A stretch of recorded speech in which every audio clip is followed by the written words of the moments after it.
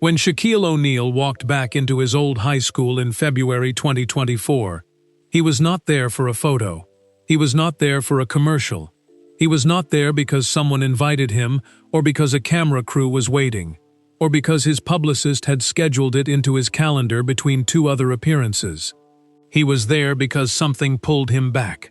The way a place pulls you back when it holds something you left inside it a long time ago and never fully retrieved.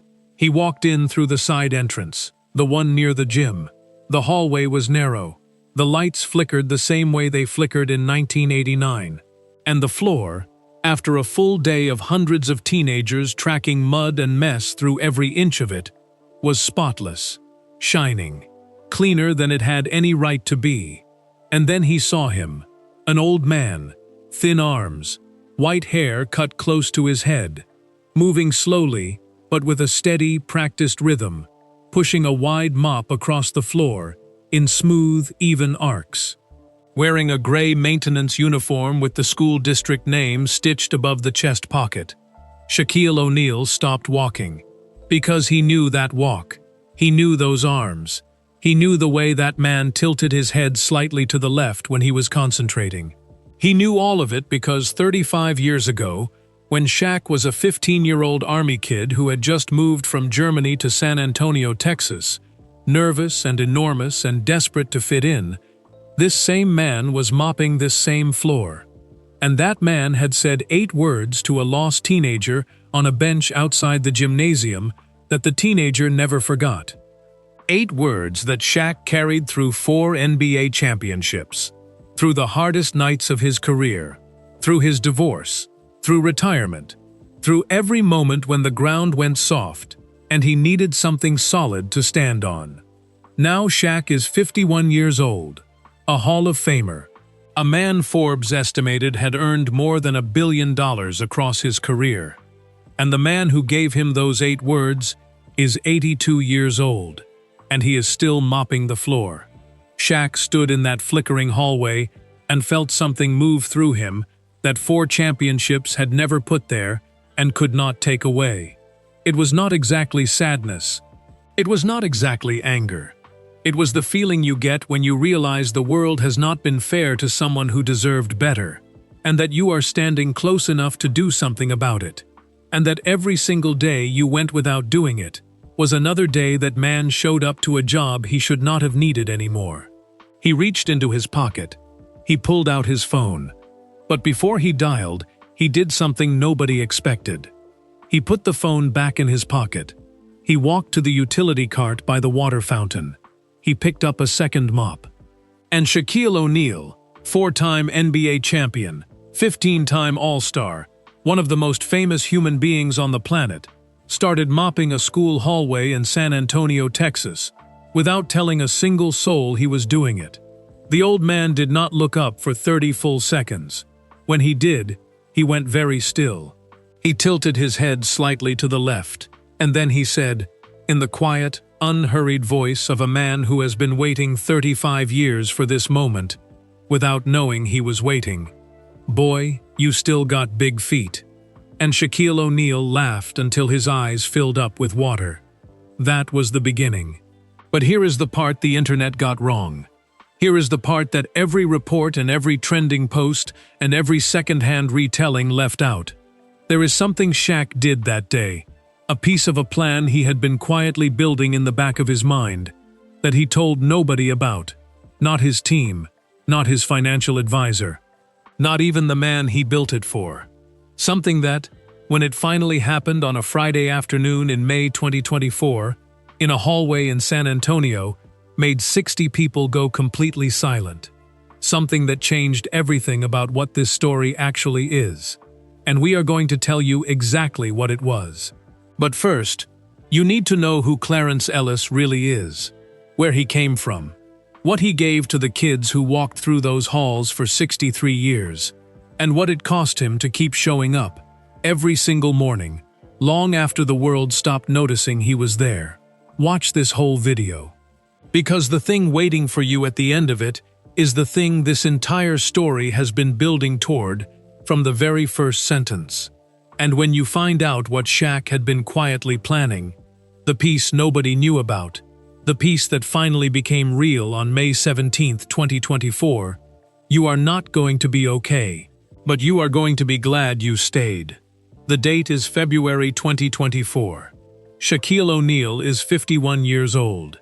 He is still one of the most recognizable human beings on the entire planet Earth. Anywhere he walks, heads turn. Conversations stop. Children pull on their parents' sleeves and point. He is 7 feet and 1 inch tall, and he has one of those faces that the world decided to memorize a long time ago, and has never let go of since. He has been famous for so long that he sometimes forgets what it felt like not to be. But right now, standing in the doorway of Robert G. Cole Middle High School in San Antonio, Texas, Shaquille O'Neal does not feel famous at all. He feels 15 years old. He stands in the side entrance, the one near the gym, the one he used every single morning back when he was a gangly, oversized army kid who had just been yanked out of a school in Germany and dropped into a Texas school where nobody knew his name and everybody stared at his feet. The hallway in front of him is narrow. The lights are fluorescent, and they flicker the same exact way they flickered in 1989, like they have been on the same slow blink for 35 years, and nobody has ever fixed them. The floor is scuffed linoleum, the color of old cream, the kind that every school in America seems to have ordered from the same catalog sometime around 1974. But the floor is clean. Remarkably clean. Shockingly clean.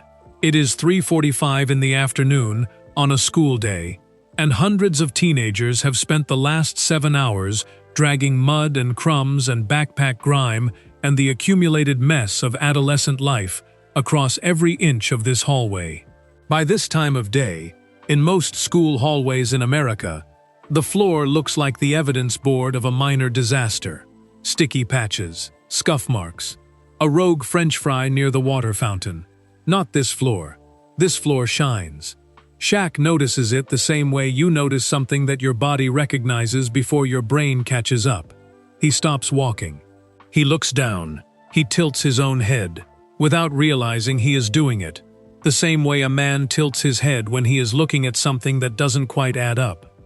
Then he looks up, and he sees him, an old man. Thin arms, the kind of thin that comes from decades of real physical work, rather than the thin of someone who has not eaten enough. White hair clipped very close to his head, moving slowly but with a kind of deliberate rhythm, the way someone moves when they have done a thing so many thousands of times that the body does not need the mind's permission anymore. It just goes. The mop swings left. The mop swings right. The feet shuffle forward. The mop swings left again. Smooth as a metronome, steady as breathing. He is wearing a gray maintenance uniform. There is a name stitched above the chest pocket in white thread. His name is Clarence Ellis. Shaq stops walking. He stops completely. His size 22 sneakers, the ones that cost more than most people's car payments, go still on the clean linoleum floor. He does not make a sound.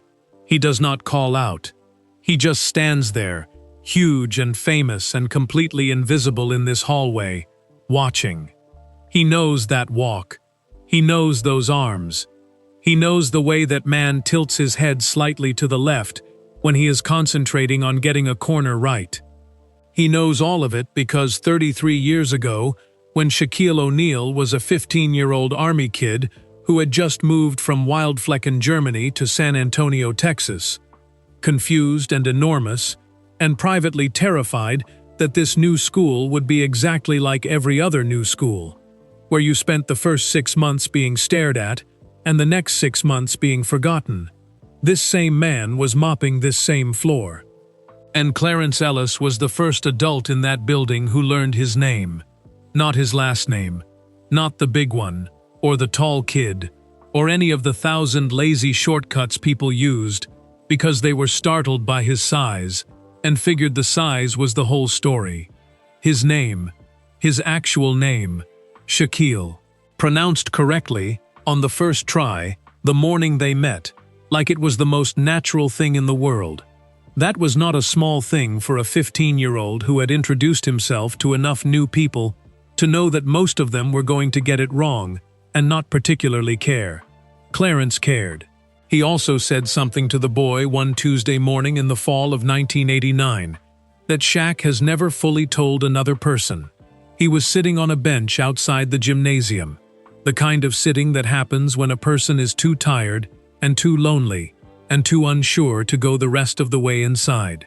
He was looking at the floor. He was thinking the kinds of thoughts that 15-year-olds think when they have moved too many times and started over too many times and are not yet sure that anything is going to hold.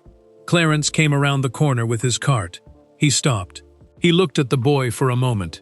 He said, in the same calm, matter-of-fact voice he used for everything, "Son, I've been watching giants walk through here for 20 years. You are the only one who looks like he was born to play on the biggest stage there is." Then he went back to mopping. Shaq was 15. He did not fully understand what that meant. He filed it somewhere in the back of his chest, the way you file things you are not ready for yet, and he went inside the gym. Now he is 51. He understands everything, and the man who said those words to him is 82 years old, and he is still mopping the floor. Shaq stands in the flickering hallway and watches Clarence reach the far end of the corridor, turn the mop around with practiced efficiency, and begin the next row. Something moves across Shaq's face that the people who know him best, his team, his family, his longtime friends, will later tell you they have never seen there before. It is not sadness, exactly. It is not anger, exactly. It is the feeling you get when you suddenly and completely understand that the world has not been fair to someone who deserved better, and that you have been in a position to do something about it for a long time, and that every single day you went without doing it was another day this man pushed a mop across a floor for wages that would not cover a single night in the hotel Shaq stayed in last week. He watches Clarence finish the row. He reaches into his pocket. He pulls out his phone. He starts to dial. Then he stops. He puts the phone back in his pocket. He walks down the hallway to the utility cart parked near the water fountain. He looks at it for a second. Then he picks up the second mop leaning against the side of the cart. And Shaquille O'Neal, 4-time NBA champion, 15-time All-Star, the man Forbes once estimated had earned more than $1 billion over the course of his career, begins mopping a school hallway in San Antonio, Texas, without telling anyone he is doing it. Clarence Ellis does not look up for a full 30 seconds. When he does, he goes very still. He tilts his head slightly to the left. Then he says quietly, "The way you say something to a person you have been expecting to see again for 30 years. Boy, you still got big feet." And Shaquille O'Neal laughs until his eyes fill up with water. That is where this story really begins. Clarence James Ellis was born on March 14, 1941, in Seguin, Texas. Most people have never heard of Seguin. It sits about 30 miles northeast of San Antonio, tucked between rolling hill country and flat farmland. A small city of feed stores and Baptist churches and pecan groves so old that nobody alive can remember who planted the first tree. If you drive through it today on Highway 90, you might stop for gas and a sandwich and be back on the road in 20 minutes and never think about it again. But if you were born there in 1941 and you were black, Seguin was the whole world, and the whole world had very specific walls. Clarence was the fifth of 7 children born to Reverend Harold Ellis and his wife, Doris May. Reverend Harold was a lean, quiet man who pastored a small Baptist congregation on the east side of town and supplemented the collection plate by working maintenance at a local cotton gin 6 days a week.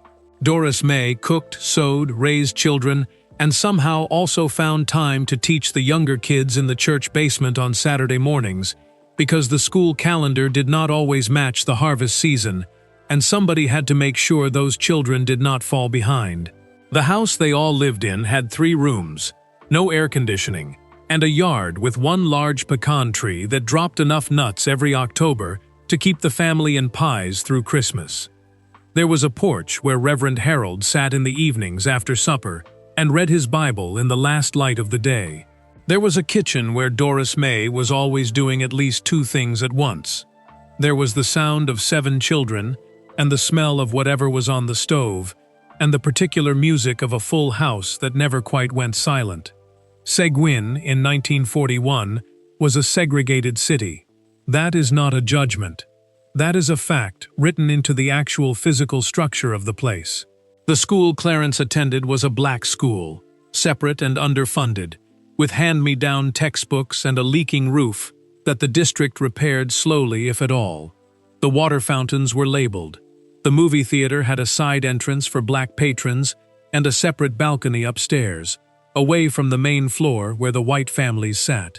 The opportunities that opened themselves to a young black man in Seguin in the 1950s were narrow and specific, and almost entirely determined by someone else. Reverend Harold Ellis knew all of this. He had lived inside it his whole life. But he told his children something every single Sunday morning before the family walked the 6 blocks to church together. He told them that a man who took real pride in his work, any work, all work, work that the world called important, and work that the world overlooked, was a man who carried something inside himself that could not be touched from the outside. You could take a man's money, you could take his land, you could take the chair he was supposed to sit in and give it to somebody else, and the law would stand behind you while you did it. But you could not reach inside a man and take the dignity he kept in the doing of a job done with his whole heart. That belonged to him. That would always belong to him. Clarence Ellis remembered that lesson every single day of his working life. He got his first real maintenance job in 1961, when he was 19 years old. It was at a small school on the south side of San Antonio, where his family had moved when Clarence was 16 after Reverend Harold found steadier work at a church in the city. The pay was $1.15 an hour. The title was essentially non-existent. He was the young man who showed up and did what needed doing. He mopped and he swept, and he fixed what he could fix, and reported what he could not, and he showed up every single morning before the teachers did, and stayed every evening until the building was locked. After 2 years, the principal of that school, a stout, no-nonsense woman named Mrs. Gertrude Holloway, who wore the same 3 dresses on rotation and was the most feared human being in a 4-block radius, called the district office and told them that the young man working her building was the best maintenance employee she had ever seen, and that if they did not pay him appropriately, she would make their lives difficult in ways they had not yet imagined. The district gave Clarence a raise and an official title. He was 21 years old. He had found his vocation. He was married in 1964 to a woman named Ruth Annette Flowers from Gonzales, Texas, another small city east of San Antonio, another place most people drive past without stopping. Ruth was a seamstress by trade and a Sunday school teacher by calling, and the funniest person Clarence had ever met in his entire life. She had a laugh that started somewhere deep in her chest and came out like it was surprised to be happening.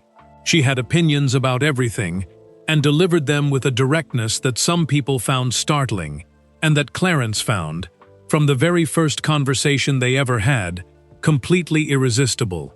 They had 3 children, Marcus first, in 1965, named after Ruth's father. Then Darnell in 1967, named after nobody in particular because by the second child, Ruth said she was done naming babies after other people and was going to start naming them after names she simply liked.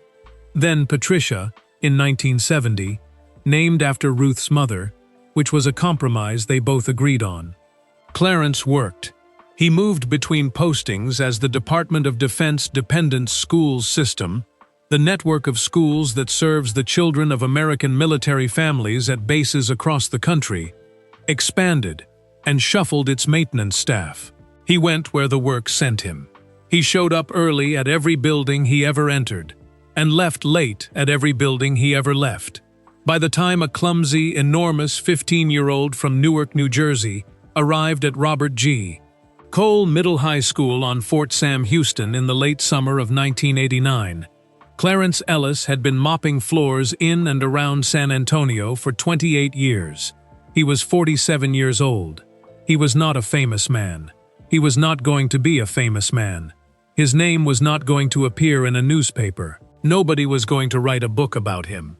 He was the man who showed up before you got there and made sure the place was ready for you. And when you left, he was the one who cleaned up what you left behind. And in between those two things he was, if you paid any attention at all, the man who noticed when you were lost. That was his real gift. That was the thing Reverend Harold's lesson had built in him over 50 years without Clarence ever consciously deciding to build it. He noticed the lost ones. He noticed Shaquille O'Neal the very first morning. You could not miss the boy on a purely physical level. He was 6 feet 5 inches tall at 15 and still growing, with arms that seemed slightly ahead of the rest of his body in terms of length, and feet that announced themselves in every room he entered. He moved with the particular careful attention of someone who has broken things by accident often enough to be cautious about it now. But what Clarence noticed was not the size, it was the eyes. This enormous boy had eyes that were moving constantly, scanning every face in every hallway, looking for something to grab onto. The eyes of a child who has moved enough times to stop believing that any place intends to keep him. The eyes of someone waiting, very quietly and without much hope, to be seen. Clarence had seen that look before. He had seen it in his own children at difficult moments. He had seen it in dozens of students over 28 years of mornings. He had seen it, if he was honest, in his own reflection in a gas station bathroom mirror on a hard day in 1963, when the world felt like a door with no handle on the inside. He started talking to the boy the next morning. Nothing dramatic. Nothing that would embarrass a teenager in front of other teenagers, which Clarence understood was a form of cruelty disguised as kindness. Just, "Good morning, young man. Cold snap coming Thursday, dress for it." Or, "You play last night? Heard the gym going from the parking lot." Small things.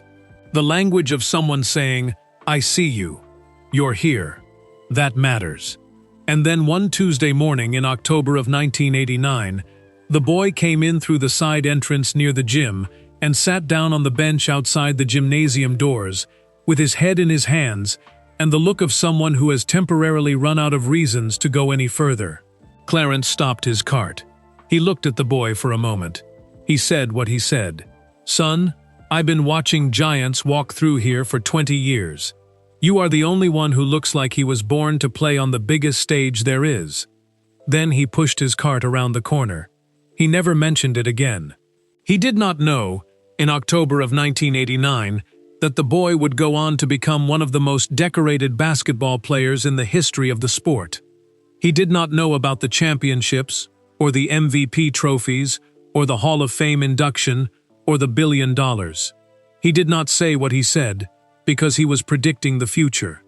He said it because it was true in that moment, for that boy, and it needed to be said. That was all. That was enough. And now, 35 years later, that boy is 51 years old and standing in this hallway holding a mop and laughing with his whole body. And Clarence Ellis is 82, and the floor between them is the cleanest floor in San Antonio. And something is about to change. The laughter fades the way good laughter always fades. Slowly, in waves, with a few aftershocks that catch you off guard just when you think you are done. Shaq sets the mop back against the utility cart. Clarence sets his beside it. They stand in the hallway for a moment. Two men of very different sizes and very different lives, and the fluorescent lights flicker above them the way they have always flickered, indifferent to the significance of what is happening beneath them. Then Clarence says, "Come sit down before you break something." He says it the way he has said everything for 60 years. Quietly, without fanfare, like it is simply the next logical thing. He nods toward the bench outside the gymnasium, the green bench. The one with the chipped paint on the corners and the small dent on the left side that has been there since 1990, when a very large 15-year-old sat down too hard after a practice that had gone badly and left a permanent impression in the wood. Shaq looks at the bench. He looks at the dent. He does not say anything for a moment. Then he walks over and sits down. The bench groans in a way that is not alarming, but is definitely communicating something. Clarence sits beside him, moving with the careful economy of a man whose body has opinions about sudden movements. He settles in slowly, straightens his back, folds his hands on his knees. For a few seconds they just sit. A group of students passes at the far end of the hallway, backpacks bouncing, voices overlapping, too absorbed in their own world to notice the 7'1" man on the bench. Or maybe they notice and are too young to fully process what they are seeing. Either way, they pass. The hallway goes quiet again. Shaq looks at his hands. Then he looks at Clarence. Then he asks the question.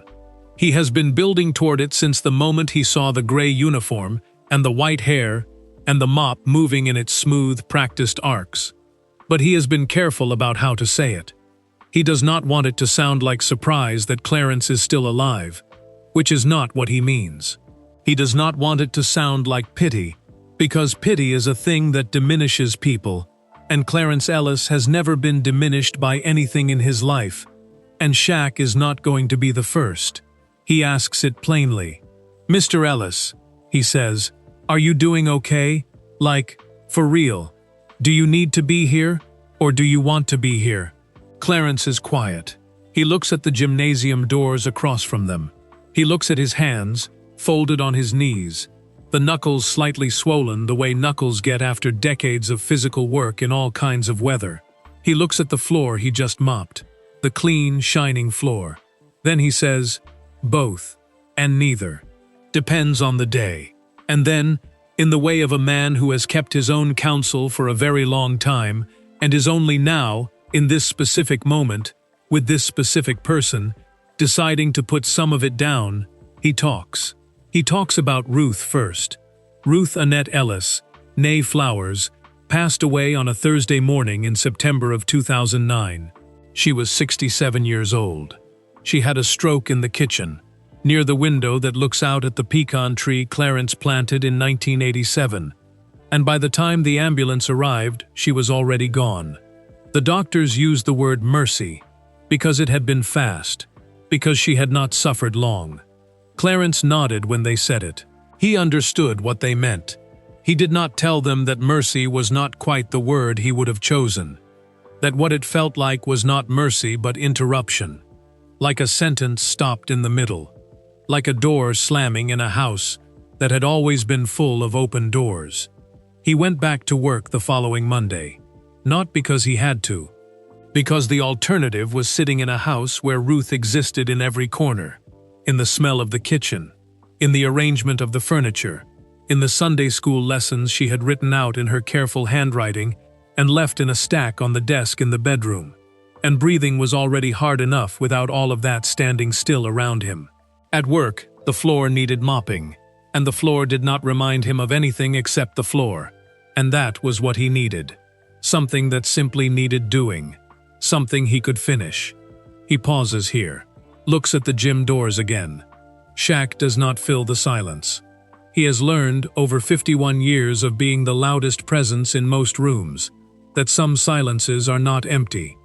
Some silences are doing work. He lets this one do its work. Clarence continues. His son Marcus moved to Houston in 2004, following a job in the energy sector that became a career. He calls every Sunday without fail, which Clarence appreciates more than he has ever told Marcus directly, though he intends to. His daughter Patricia lives 20 minutes away, on the south side of San Antonio, which should mean they see each other often, and mostly does, except that since 2021, Patricia has been managing a serious battle with type 2 diabetes that took her mobility first and her independence in pieces after that. She is in a wheelchair now. She is fighting. She is her mother's daughter in every way that counts, which means she is fighting with humor and stubbornness, and a refusal to let anyone in the room feel sorry for her. but she has her own battles to manage, and Clarence has learned not to add his weight to them. His son Darnell died in 2017. Heart attack. 51 years old. A Tuesday in March, which is a detail that Clarence mentions and then goes quiet about.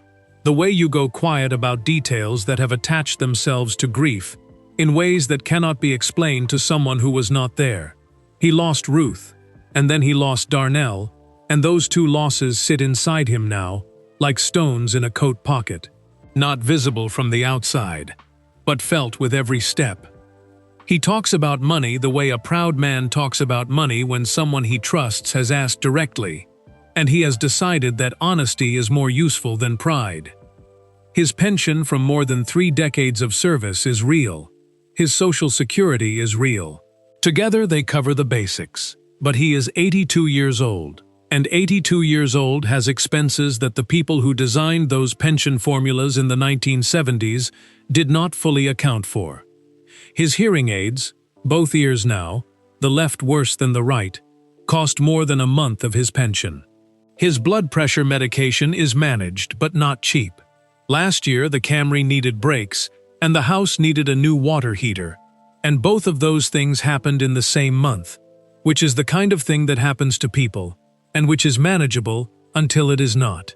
He does not say any of this as complaint. He says it the way a man describes the weather. It is the atmosphere he lives in. He is not asking anyone to change the weather. But then he says the thing that stops Shaq completely. He says, quietly, almost as an afterthought, looking at the gymnasium doors, "I also don't know who I am when I'm not doing this." 7 words. Shaq sits with them.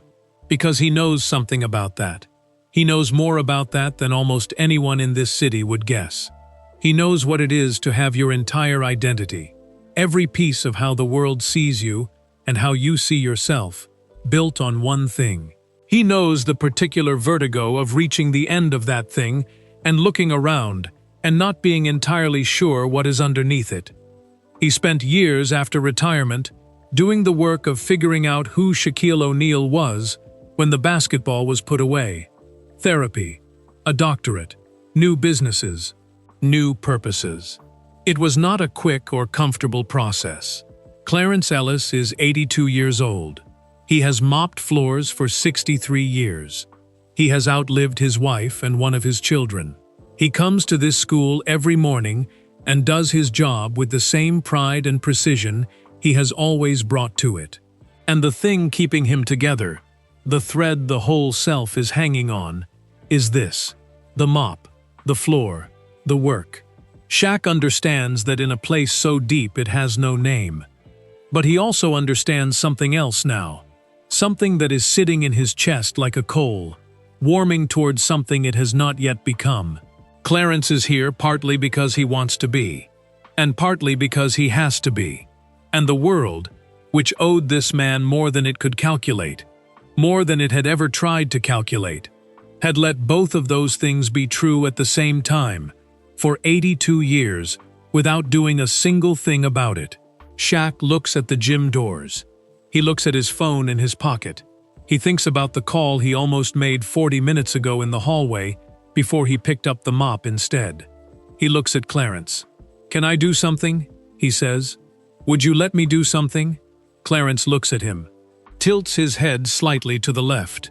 "Depends," he says, "on what you think I need." Shaq nods slowly.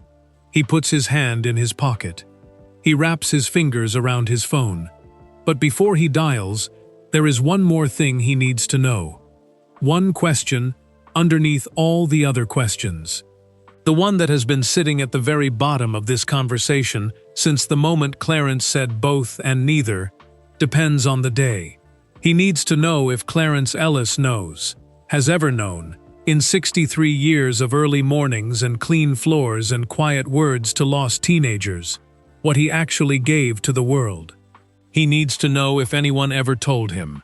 So Shaq asks him, not with a big speech, not with the kind of dramatic setup that the moment might seem to call for, the kind where you clear your throat and lean forward and make sure the other person understands that something important is coming. Shaq has spent enough time around cameras and microphones and carefully constructed moments to know that the ones that actually matter almost never announce themselves. They just happen, in the middle of ordinary things, on a bench outside a gymnasium on a Tuesday afternoon. He just asks, "Did anyone ever tell you," he says, looking at the floor, "what you did for the kids in this building? Like, did anyone ever come back and say it to you directly?" Clarence thinks about it. He thinks about it for long enough that Shaq looks up from the floor and finds the old man looking at the ceiling, running through something in his memory the way you run through a list you have not checked in a while. Then Clarence says, "A few, over the years, a card here and there. One girl came back maybe 10 years ago, must have been 30 by then. Said I used to make her feel safe walking in the mornings. That stuck with me." He pauses. "Mostly people don't come back. That's just how it goes. You do the work, and the work moves on, and so do you." He says it without bitterness, without self-pity. He says it the same way he described the hearing aids and the blood pressure medication, as weather, as the atmosphere of his particular life. But Shaq hears something underneath it. He hears the sound of a man who has been quiet about something for a very long time. Not out of anger, not out of resentment, out of a kind of acceptance so deep it has become indistinguishable from peace. And the only way you can tell them apart, acceptance and peace, is to look very carefully at what happens in a person's eyes when someone finally says the thing that should have been said years ago. Shaq takes a breath, and then he tells Clarence what that Tuesday morning in October 1989 actually did. He does not start with the championships. He does not start with the fame or the money or any of the things the world uses to measure a life well lived.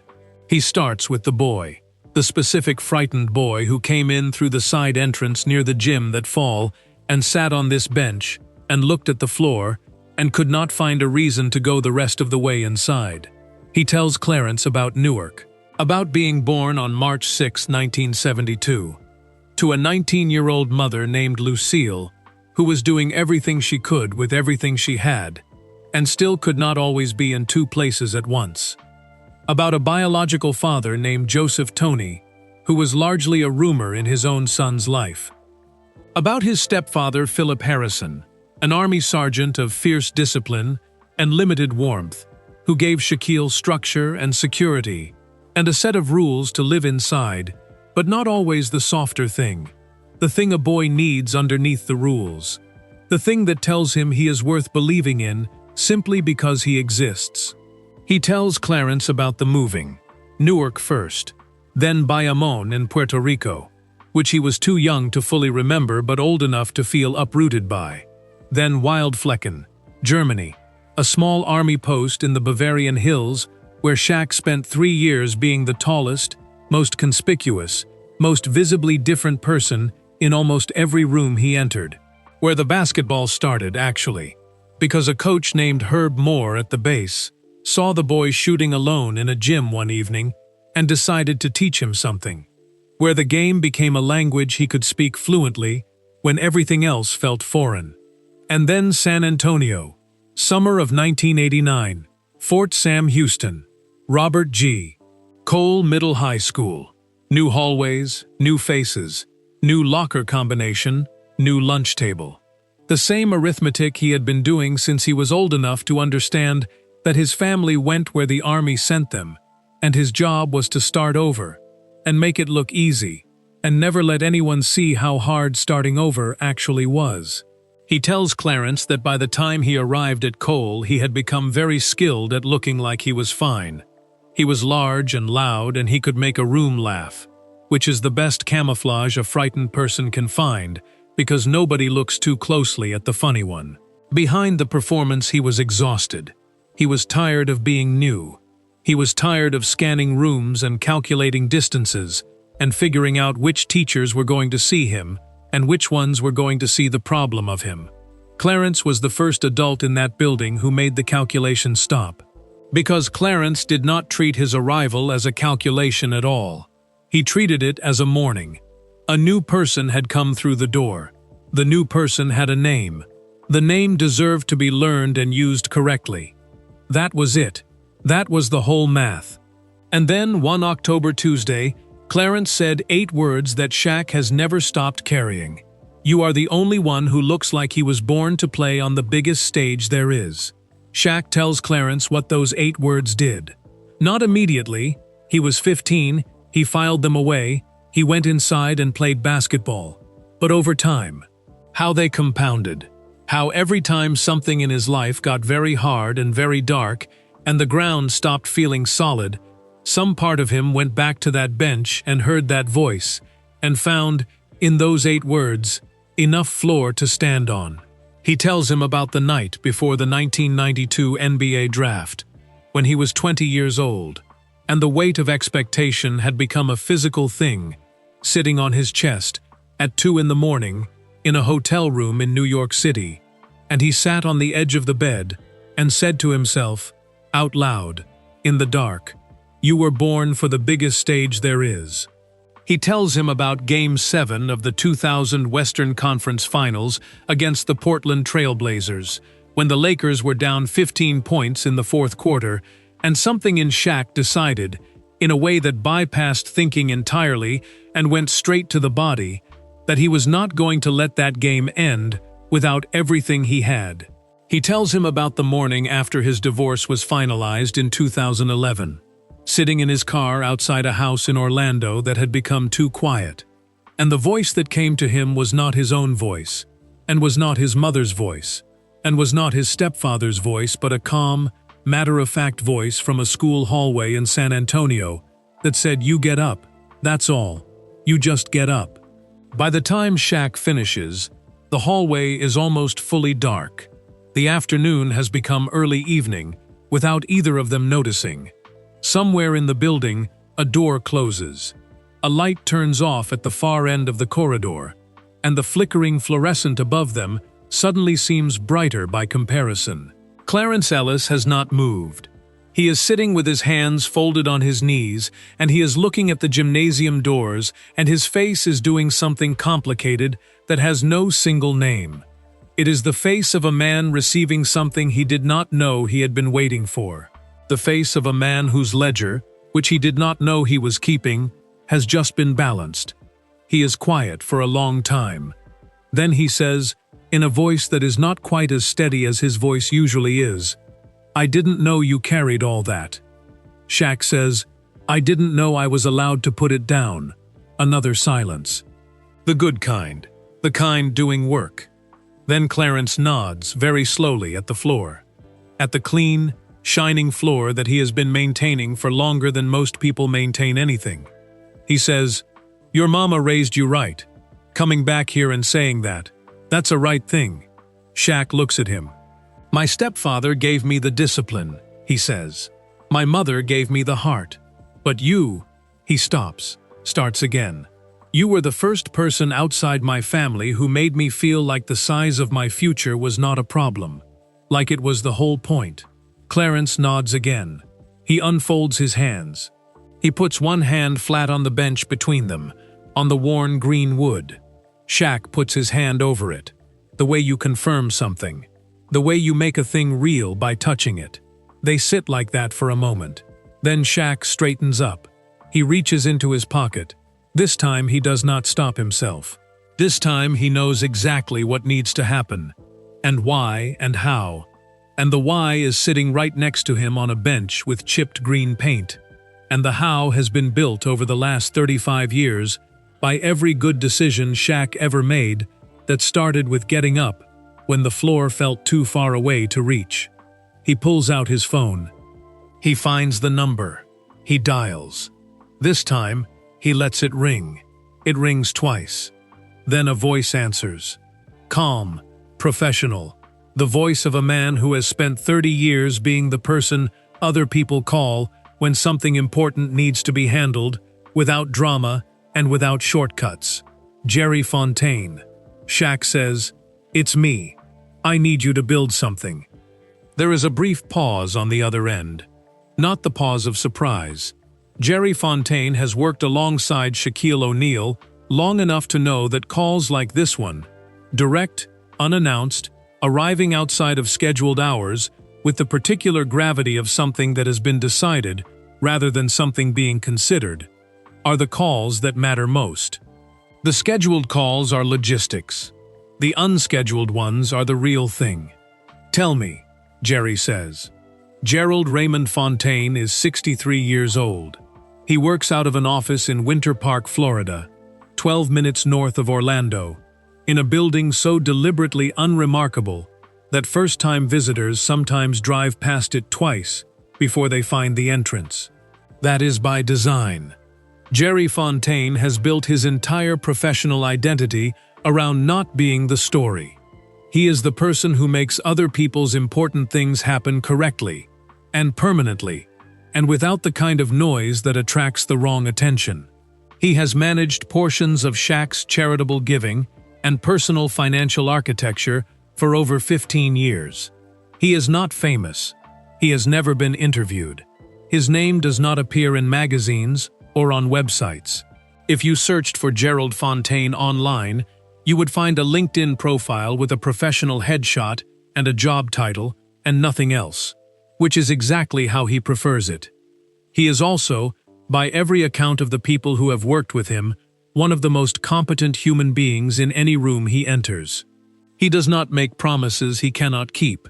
He does not overstate timelines or understate complications. He sees problems the way an engineer sees a bridge, as a set of forces that need to be understood before they can be managed.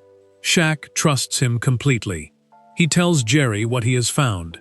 He is sitting on the green bench with Clarence beside him, and he turns slightly away, not to hide the conversation, but to give Clarence the courtesy of not being described out loud like a problem to be solved, which is not what he is. Shaq keeps his voice low and level. He gives Jerry the essential facts. An 82-year-old man, more than 6 decades of service, modest pension, rising medical costs, hearing aids in both ears, blood pressure medication, a daughter with serious health complications, who needs navigation through a system that was not designed to make itself easy to navigate, a son in Houston, who is present but distant by geography, a life that is full in all the ways that matter to the soul and thin in all the ways that matter to the body. He tells Jerry what he wants to do. Jerry is quiet for a moment. Not a long moment. 10 seconds, maybe. The pause of a man running a quick internal inventory of what is possible and what is not, and what the gap between those two things looks like. Then he asks one question. Does he know you're doing this? Shaq looks at the gymnasium doors in front of him. He looks at Clarence in his peripheral vision, sitting straight-backed and patient on the bench, looking at the same doors, waiting without any apparent anxiety for whatever comes next. There is something about the way Clarence waits that has always distinguished him from almost everyone else Shaq has ever known. Most people fill waiting with noise, with fidgeting, with checking phones, with the low hum of a mind that cannot tolerate stillness. Clarence waits the way a man waits when he has made peace with the fact that some things arrive on their own schedule, and hurrying them does not make them come faster. Not yet, Shaq says into the phone. I need to know we can do it right before I tell him anything. I don't want to promise something and then come back with something smaller. Understood, Jerry says. Give me a few days. Take the time you need, but not more time than you need. Never do, Jerry says, and hangs up. Shaq puts the phone back in his pocket. He turns back to Clarence, who has not asked what the call was about and shows no sign of planning to. He is not that kind of man. He has spent 63 years being the person who makes things ready for other people, and has learned, in the course of that work, that some things are not yours to know until they are offered to you. After a moment, Clarence says, You staying for the game tonight? Varsity plays Randolph. Shaq almost laughs. Randolph High School. Another San Antonio institution. Another name from the deep file of his memory. He shakes his head. Got a flight. Got obligations. He stands up from the bench. The bench exhales. He straightens to his full height, and for a moment, The hallway seems to reorganize itself around him, the way spaces always do, ceding to the fact of his dimensions. He reaches down. He and Clarence shake hands. It is not a quick handshake. It is the kind where both people are actually holding on, both people are actually present, both people understand that the physical contact is doing something that words would only approximate. Shaq holds it for 3 full seconds longer than handshakes usually last. Then he says, carefully, because he means every single word and does not want any of them wasted, "I'll be back. And when I come back, I'm going to need you to not argue with me about what I bring. Can you do that?" Clarence looks up at him. The head tilts slightly left. "I've been arguing with people bigger than you my whole life," he says. Shaq points at him. "That's fair," he says.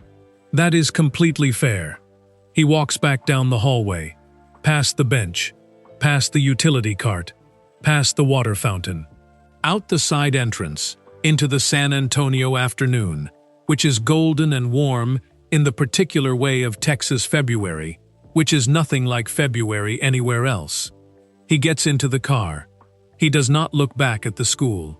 Not because he does not want to, but because he knows he will be back. And looking back feels like a goodbye, and this is not a goodbye. This is something else. This is the beginning of a payment being made on a debt that has been accumulating interest for 35 years. In the days that follow, Jerry Fontaine begins the work. He does it the way he does everything, methodically, quietly, without fanfare. He makes calls to attorneys who specialize in personal trusts. He makes calls to a medical advocacy organization in San Antonio that helps elderly patients navigate the gap between what their insurance covers and what their bodies need. He makes calls to people who understand the specific bureaucratic landscape of Department of Defense pension structures and what supplemental arrangements are possible within them. He builds a picture of Clarence Ellis's situation the way an architect builds a picture of a site before designing for it, by understanding the ground first, before a single line is drawn. And what he finds confirms everything Shaq described on the phone and adds several things Shaq did not know. Clarence's medical costs in the previous year had consumed nearly 30% of his combined pension and Social Security income. The hearing aids had been replaced 18 months ago with a lower quality pair than he needed, because the better ones were outside his budget. His Camry, with its 143,000 miles and its persistent check engine light, had been flagged by his mechanic in January as needing additional work within the next 6 months. Work that would cost more than Clarence had available in savings. He had not told his children any of this. He had not told anyone. He had come to work every morning, pushed the mop in its smooth and practiced arcs, kept the floors of Robert G. Cole Middle High School cleaner than they had any right to be, and carried the weight of all of it in the same quiet way he carried everything, as weather, as the atmosphere of his life, as something that simply was, and that a man of dignity managed without complaint. Jerry calls Shaq on day 4 with a full picture and a proposed structure. It is not a one-time gift. Shaq was specific about that from the first call, and Jerry had taken him at his word.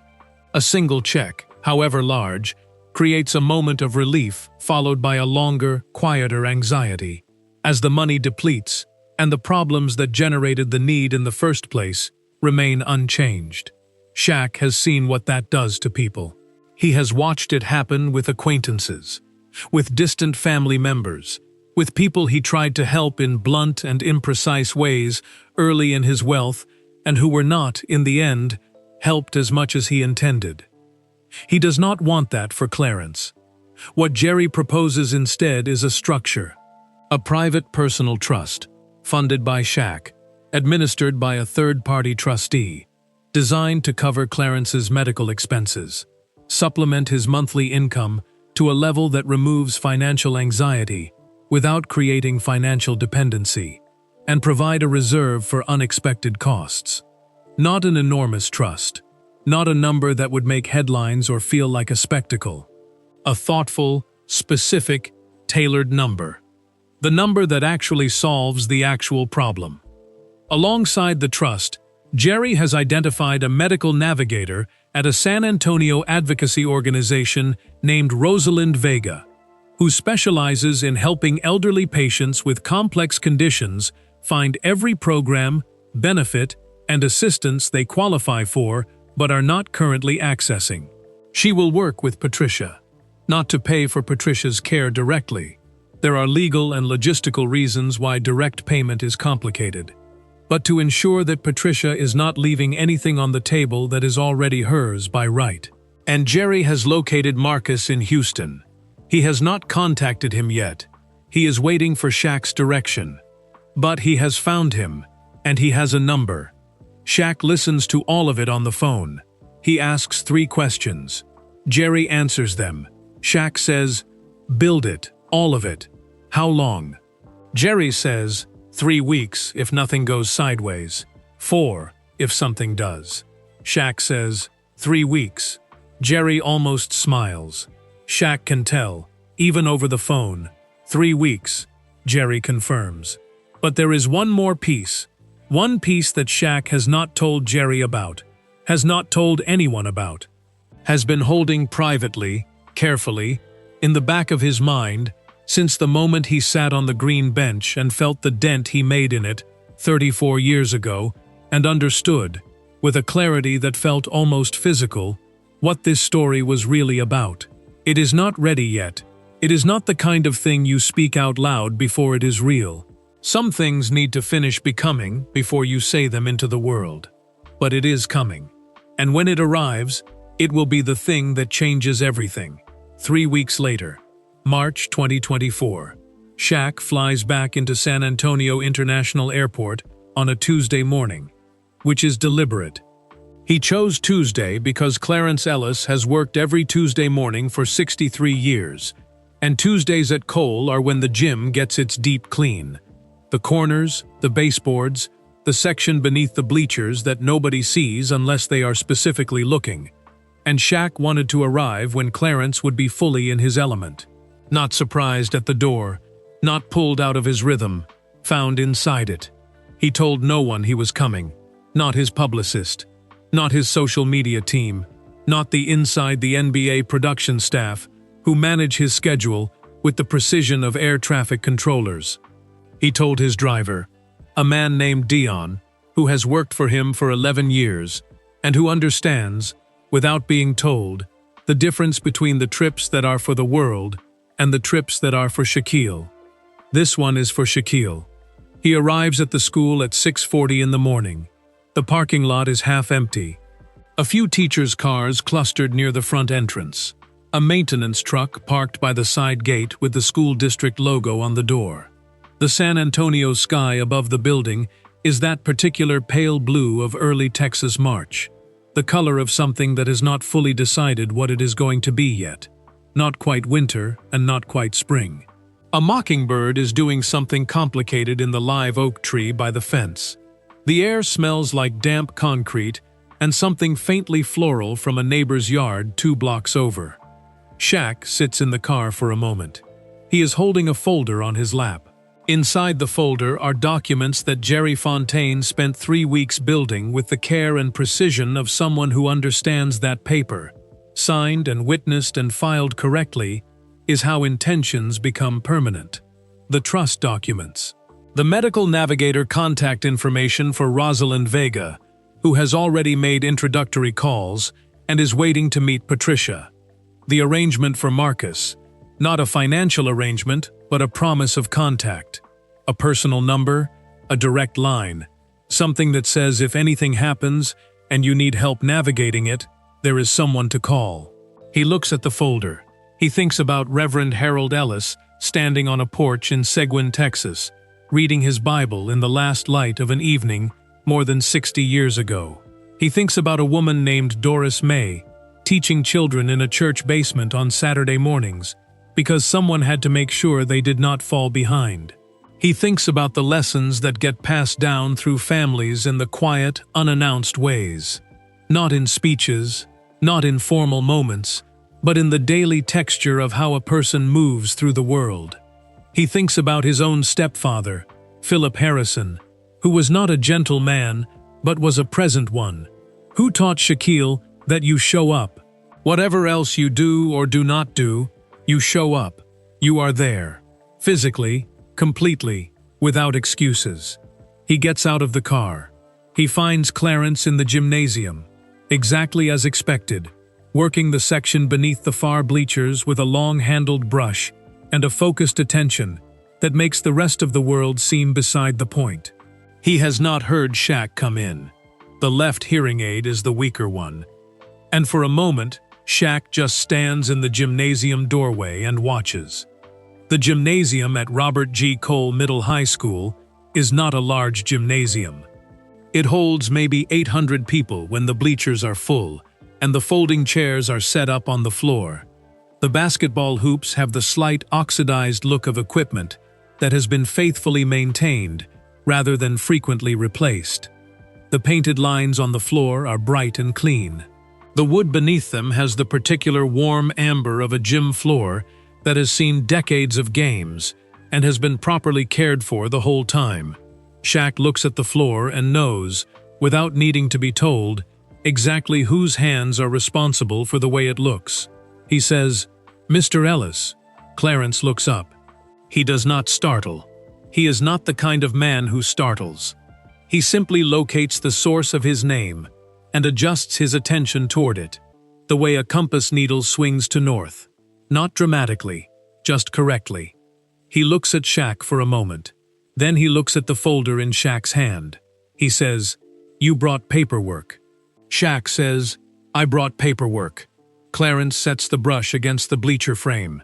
He pulls a small cloth from his uniform pocket and wipes his hands with it, unhurried, thorough. Then he nods toward the bench in the hallway outside. The green bench. Their bench, apparently, now. The one with the dent. They walk out together and sit down. The fluorescent light above them flickers once, and then steadies, as if it has decided to behave for the occasion. Shaq opens the folder. He does not lead with the money. He made this decision on the plane, confirmed it in the car, and he is certain of it now. Leading with the money would make this about the money, and this is not about the money. The money is the mechanism. The intention is something older and more important than any number Jerry Fontaine could put in a trust document. He leads with the intention. He tells Clarence, for the second time in 3 weeks, but more completely this time, with the specific language that he has been working out in his head for days, exactly what he is trying to do and why. He says, "I have been a lot of things in my life.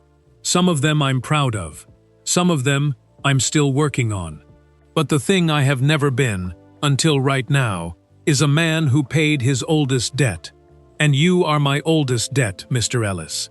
Not because you asked me for anything, because you gave me something when you didn't have to. And I've been building on it for 35 years, and it's time for the building to go both ways." Clarence is quiet. Shaq continues. He goes through the documents one at a time, explaining each piece in plain language, the way his mother used to explain things to him when he was young and impatient, and prone to nodding before he had actually understood. The trust, what it covers, how it works, how it will keep working without requiring Clarence to ask for anything, or report to anyone, or feel the particular indignity of need having a face on it. The medical navigation for Patricia, Rosalind Vega's name and number, and the fact that she has already started making calls on Patricia's behalf and has already found 2 programs Patricia qualifies for that she was not accessing. 2 programs, in 3 weeks of looking, which means there were resources sitting unclaimed, while Patricia managed her illness in the hard way, when the easier way existed and simply had not been found yet. Clarence's hands tighten slightly in his lap when Shaq says that. Just slightly. Just enough to tell you something. The arrangement for Marcus, the number, the promise. When Shaq finishes, he closes the folder. He sets it on the bench between them. He does not say anything else. He has said what needed to be said. The rest belongs to Clarence. Clarence looks at the folder for a long moment. He looks at the gymnasium doors. He looks at the floor he mopped, which is gleaming in the early morning light coming through the high windows at the end of the hallway, the light hitting it at the angle that makes it look almost luminous, almost like something more than a school hallway floor. Then he says, very quietly, "Patricia found 2 programs she wasn't in?" Shaq says, "2. Rosalind thinks there may be a 3rd. Clarence nods. He nods the way a man nods when he is holding something carefully, because he knows if he moves too quickly it will break. He says, "That girl never told me she was missing anything. Didn't want me to worry." Shaq says, "She's her father's daughter." Clarence makes a sound that is not quite a laugh, and not quite anything else. It is the sound of a man recognizing himself in a mirror he did not know was there. Then he picks up the folder. He holds it with both hands, the way you hold something you intend to take care of. He says, "Can I keep coming in?"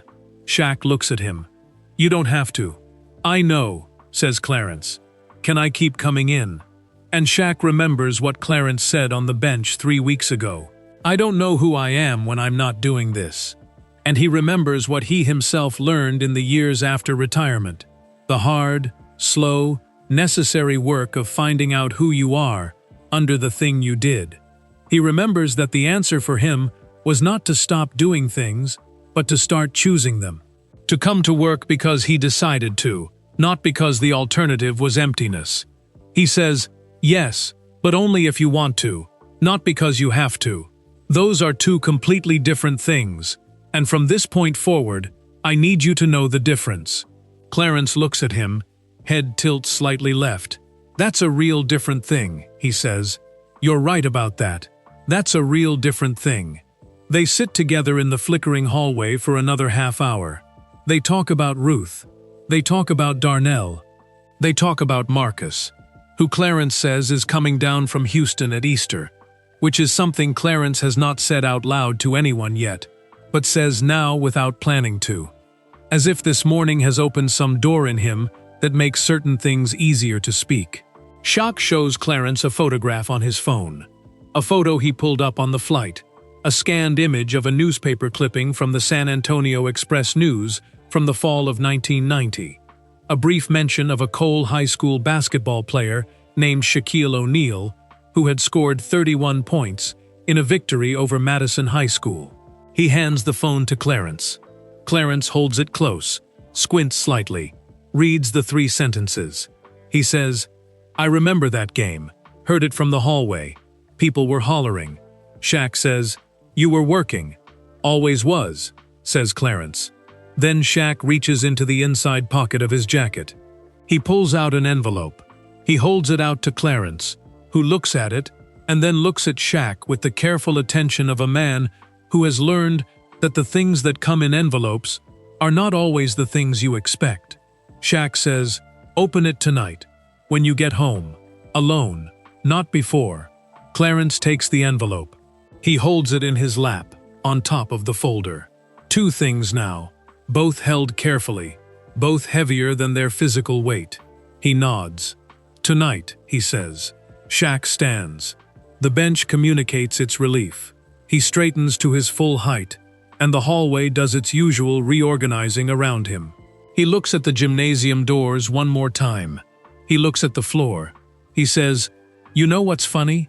Clarence looks up at him. Shaq says, "I have walked into some of the biggest buildings in the world. Madison Square Garden, the Staples Center, the Forum, the Palace.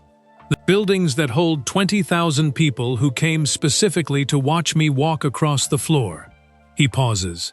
"This floor is the one I always feel." Clarence looks down at it. The gleaming, tended, faithfully cared-for floor.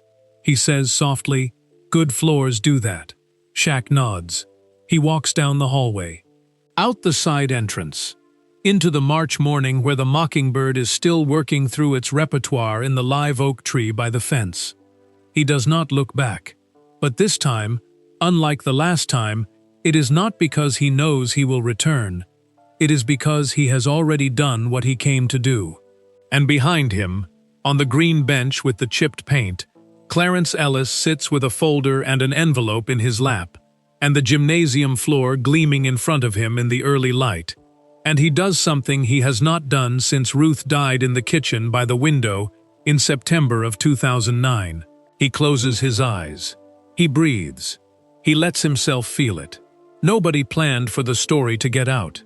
That is the first thing to understand. There was no press release sitting in a publicist's drafts folder. There was no carefully timed social media post scheduled for a Tuesday morning when engagement numbers run high.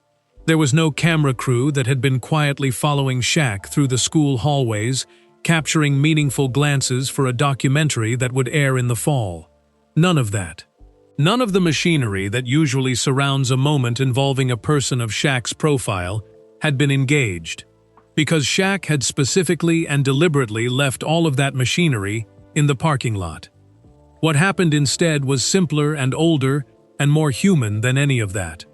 A woman talked to another woman, specifically a Cole High School administrative assistant named Denise Morales, who had been at her desk near the side entrance on the morning of Shaq's return in March, and had seen, with her own two eyes, a 7'1" NBA legend walk past her window carrying a manila folder and heading toward the gymnasium before 7 a.m., without a single camera following him, mentioned it to her sister-in-law at Sunday dinner 4 days later. The sister-in-law told her husband. Her husband mentioned it at work. By the time the story reached the internet, it had passed through 11 people and had shed most of its accurate details and gained several inaccurate ones in the way that all stories do when they travel by mouth through the world. The version that first appeared online, on a mid-sized sports commentary page in late March 2024, said that Shaquille O'Neal had visited his old high school and given his former janitor a check for $1 million on the spot, and the two men had embraced in the hallway while students watched and cheered. None of that was accurate. But the bones were true. The bones were, Shaq went back. He saw Clarence. He did something real and lasting and private. Those bones were solid, and the world, it turned out, was hungry for them. The story spread the way true things spread, when the world is tired of untrue ones, fast and sideways, and into corners where you would not expect it to reach. Sports sites picked it up first, then general interest publications, then the kind of quiet community pages on social media where people share things that make them feel something without being entirely sure what the feeling is. Within 10 days there were versions of the story in 3 languages, which Shaq's team confirmed by the thoroughly surreal experience of watching a translated account of Clarence Ellis's life appear on a Portuguese-language Facebook group with 400,000 members. Shaq addressed it in his own way, on his own schedule. He posted one thing on his Instagram account, which at the time of posting had 40 million followers. Not a statement, not a caption explaining what had happened, or correcting the record, or thanking anyone for their support. Just a photograph. The photograph was of the bench, the green bench outside the gymnasium at Robert G. Cole Middle High School. Chipped paint on the corners. The small dent on the left side clearly visible in the frame. Morning light coming through a window at the end of the hallway, hitting the floor in front of the bench at the angle that made it look luminous. The caption was a single period, nothing else. His comments section became, within hours, a place where something unusual happened for a social media comments section, which is to say something genuine. People did not argue. People did not perform. People wrote real things, in the slightly clumsy, sincere language of people who are not used to writing their real things in public. They wrote about their own Clarences. The lunch lady who learned their name when nobody else did. The groundskeeper who found them crying behind the bleachers and did not make a big deal of it, but did not walk away either. The custodian who left an encouraging note on a failing student's locker and never mentioned it again. The invisible people who held the world up from underneath, and were so rarely thanked that some of them had stopped expecting thanks at all. The comments kept coming for 6 days. 40 million followers generated a specific and unpredictable thing in those 6 days, which was this. Cole High School began receiving messages. They came by email to the school's general address, which was publicly listed on the district website. They came by physical mail, which the school secretary, a patient woman named Gloria Renfro who had worked the front office for 19 years, sorted carefully each morning into a box she labeled simply Clarence in black marker. They came through the district's social media accounts in numbers that briefly overwhelmed the two people responsible for monitoring them. Hundreds of messages in the first week, more than 1,000 by the end of the second. Some were short, some were long. Some were from people who had attended Cole in the 1970s and 1980s and remembered Clarence Ellis with a specificity that made clear they had been carrying him with them for decades, without a place to put him until now. Some were from people who had never set foot in San Antonio and never would, but who had read the incomplete story and felt, in the bones of it, something that belonged to them personally.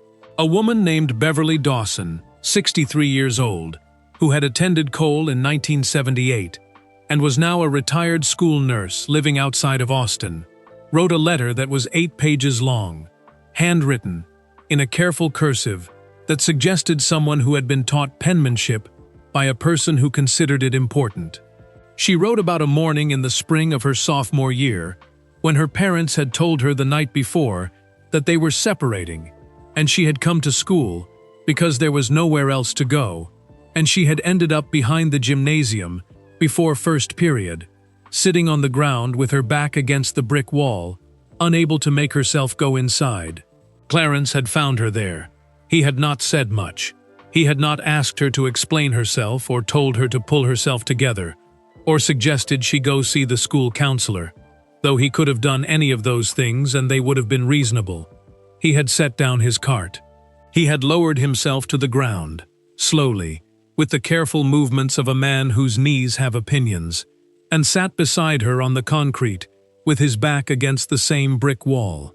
He stayed there until she was ready to stand up. He did not make her feel like a problem he was solving. He made her feel like a person he was sitting with.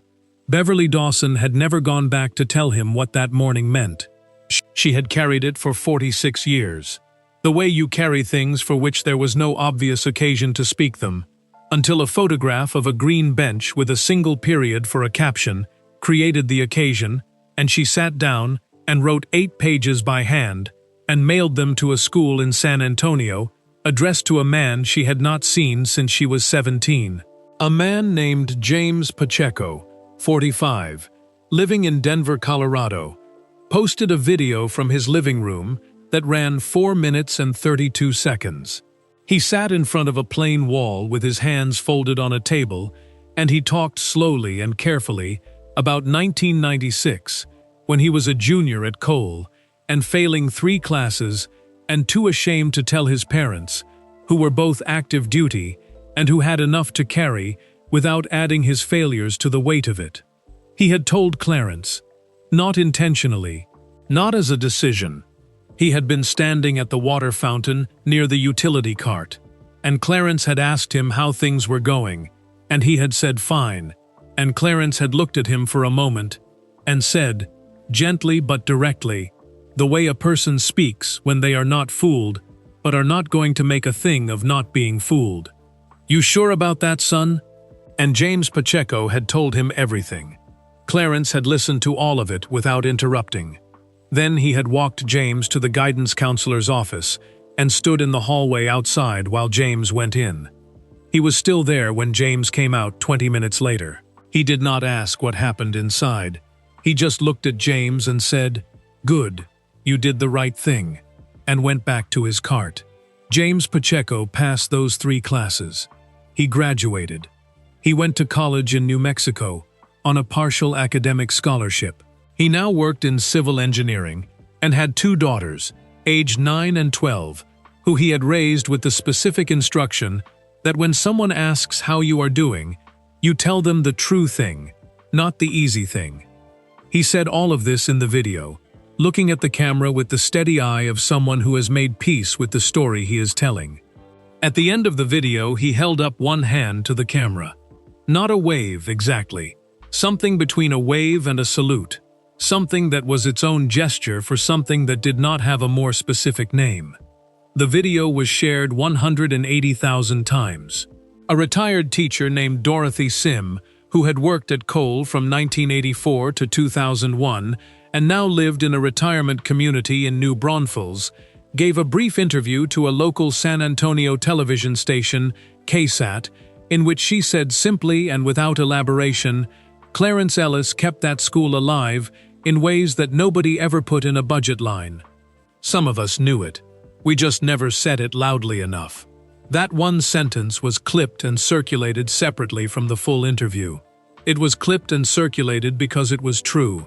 And the world, in those particular weeks of March 2024, seemed to need true things very badly. Clarence Ellis did not see most of what was being said about him. He did not own a computer. He had the flip phone with the cracked case and used it primarily for calls and for photographs of his family. And the flip phone was not equipped for the particular storm of attention that was building around his name in the wider world. Patricia saw it. She had a tablet and a working internet connection and a sharp enough mind to understand immediately what was happening and why. She showed her father selected pieces of it in the evenings, when she came to visit, sitting at his kitchen table while he made coffee, and the pecan tree stood in the yard outside the window, and the painting of the Last Supper watched from the dining room wall. She did not show him all of it. She curated. She chose the ones that were real, and left out the ones that were noise, which is the most useful thing a daughter can do for a father who has spent 82 years measuring the world by substance rather than volume. She showed him Beverly Dawson's letter, which the school had forwarded. She showed him James Pacheco's video. She showed him Dorothy Sim's one sentence. Clarence read and watched each one with the full, unhurried attention he gave to everything. When Patricia showed him the last one, he set the tablet down on the kitchen table. He looked at the window, at the pecan tree, at the evening light moving through the yard the way it always moved this time of year in San Antonio, golden and slow and slightly reluctant to go. He did not say much.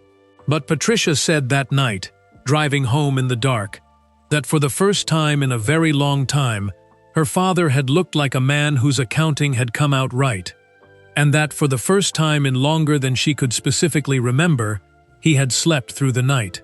On the evening of Shaq's return visit in March 2024, after the folder had been reviewed and the documents explained, and the conversation on the green bench had wound itself down to a natural and unhurried close, Clarence Ellis walked to the maintenance room, hung up his gray uniform on the hook behind the door where it had always hung, changed into his street clothes, collected his keys and his phone and his jacket, and walked out to the parking lot. He got into his 2007 Toyota Camry. The Camry is silver, or was silver once, in the way that silver cars in their 17th year develop a kind of chalky matte quality that is not quite a color anymore, but is not quite nothing either. 143,000 miles on the odometer, though it has climbed closer to 146,000 since Jerry Fontaine noted the number in his report 3 weeks ago. New brakes, put on in January by a mechanic named Tyrrell at a shop on Rigsby Avenue, who has been keeping this car alive for 6 years, and who told Clarence in January, with the gentle honesty of someone who respects the person they are speaking to, that the car had maybe another year of reliable service left in it if they stayed on top of things. It has been on for 7 months. Tyrrell says it is a sensor. Clarence has decided to believe him. He drives home through the east side of San Antonio, through streets he has known for most of his adult life, streets that have changed and not changed in the particular mixed way of neighborhoods that have survived several different versions of themselves. The taqueria on the corner that was a pharmacy when Ruth was alive. The church where they were married in 1964, still standing, still operating. The marquee out front changed to something new every week, by a pastor who Clarence has never met, but whose sense of humor he has come to appreciate from the car window. The elementary school 3 blocks from his house, where Marcus and Darnell and Patricia all learned to read, now painted a different color than it was then, but otherwise unchanged in its essential schoolness.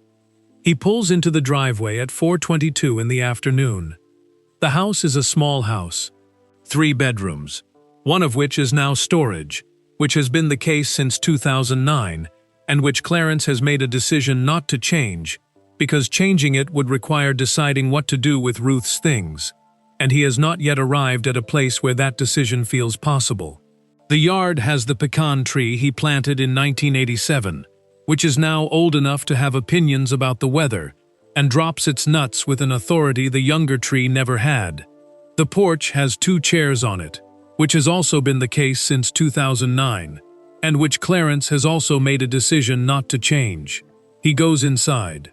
He puts his keys on the hook by the door, which is where they have always gone. He takes off his shoes, which is a habit Ruth established in 1966, and which has outlasted Ruth by 15 years, without Clarence ever consciously deciding to maintain it. It is simply what you do when you come inside this house. You take off your shoes. You put your keys on the hook. He goes to the kitchen. He makes dinner.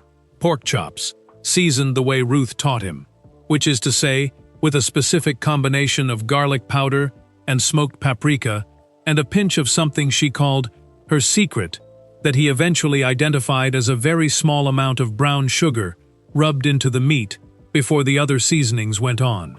He has made this meal several hundred times since 2009, getting slightly closer to right each time, never quite arriving at the version Ruth made, which he has concluded is less about the ingredients than about the particular quality of attention she brought to everything she cooked, an attention he can approximate but not replicate. He eats at the table. He sets 2 placemats, as he does every evening. This is not something he has explained to anyone who has asked, because no one who knows him well enough to notice has asked in a way that felt like a question rather than a concern, and Clarence Ellis has no interest in being someone's concern. The second placemat is simply there. It has always been there. It will continue to be there. After dinner, he washes the dishes by hand, which he has always done even though there is a dishwasher, because washing dishes by hand is a task with a clear beginning and middle and end, and those tasks have always suited him. He dries his hands on the kitchen towel. He goes to the living room. He sits in his chair by the window, the one that looks out at the pecan tree in the yard. The evening light is doing what it does in March in San Antonio, coming through the branches of the tree at an angle that throws long, thin shadows across the yard and makes the grass look deeper and richer than it actually is. He picks up the envelope. He has been thinking about it since Shaq handed it to him this morning. Not anxiously, not with the particular tension of someone who is afraid of what a thing might contain. With a kind of patient, deliberate curiosity, the same quality of waiting he brings to everything, the unhurried attention of a man who has learned over 82 years that things reveal themselves on their own schedule, and that the most useful thing you can do in the meantime is be ready to receive them clearly. He opens it carefully. He does not tear. He works his thumb along the seal in a slow, even line, the way a person opens something they intend to keep.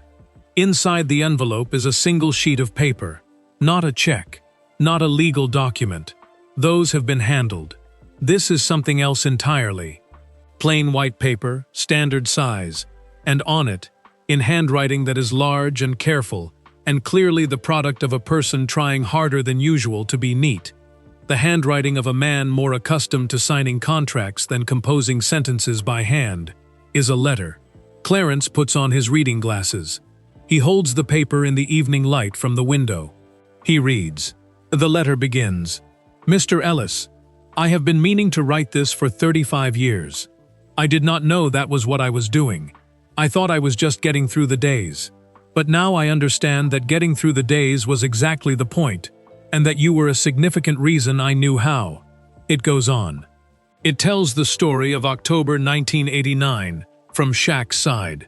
The bench, the head in the hands, the specific weight of that particular morning, which Shaq describes as the morning he came closest, in his entire time at Cole, to deciding that another school in another city had beaten him.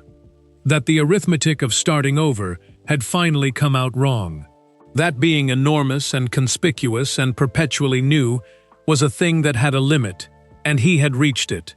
And then a cart came around the corner, and a man stopped, and 8 words were said in the calm, matter-of-fact voice of someone who was not performing belief, but simply reporting what he saw. The letter then does something Clarence does not expect. It lists, specifically, carefully, in the large, uneven handwriting, it lists every moment in Shaq's life, 8 of them, dated and placed, where the words from that morning were the thing he reached for when everything else was out of reach. The 1992 NBA Draft. The 2000 Western Conference Finals. The morning after the divorce. 5 others, some of which are private enough that Clarence understands, reading them, that they have not been told to anyone else. That this letter is the first and possibly the only place they exist outside of Shaq's own memory. He is being trusted with them. He understands the weight of that. The letter then says something that Clarence has to read twice. It says, "I want to tell you something about yourself that I am not sure anyone has ever said to you directly. You are not a man who kept floors clean. You are a man who kept people standing. The floors were the method. The people were the point. I was one of them. Beverly was one of them. James was one of them. There are others whose names neither of us will ever know, who are walking around right now, in lives they built on a foundation that includes one morning in a hallway, when you stopped and said the thing that needed saying. That is an enormous thing. That is, I would argue, the largest thing. I have played in front of 20,000 people, and I am telling you that what you built in those hallways is bigger than anything I built in any arena. I am sorry it took me 35 years to come back and say it.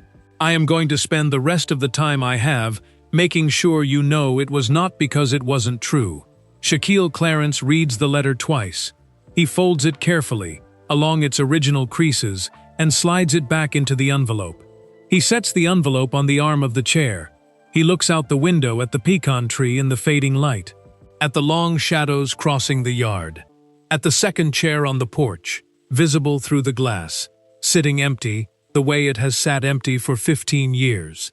He says something out loud, quietly, in the voice a person uses when they are speaking to someone who is not in the room, but is not entirely absent from it either. He tells Ruth about the boy from Newark with the big feet who came back. He tells her about the folder and the documents and Patricia's programs and Marcus's number. He tells her about the letter.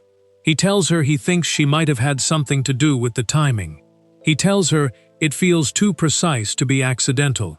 The way it all landed in this particular year, in this particular March, when he was 82 years old, and the Camry had 1 year left, and the hearing aid in the left ear was not quite doing its job, and the floor of the house that held her in every corner needed something, some weight, added back to it, some evidence that what had happened inside these walls had mattered in ways that extended beyond them. He sits in the quiet.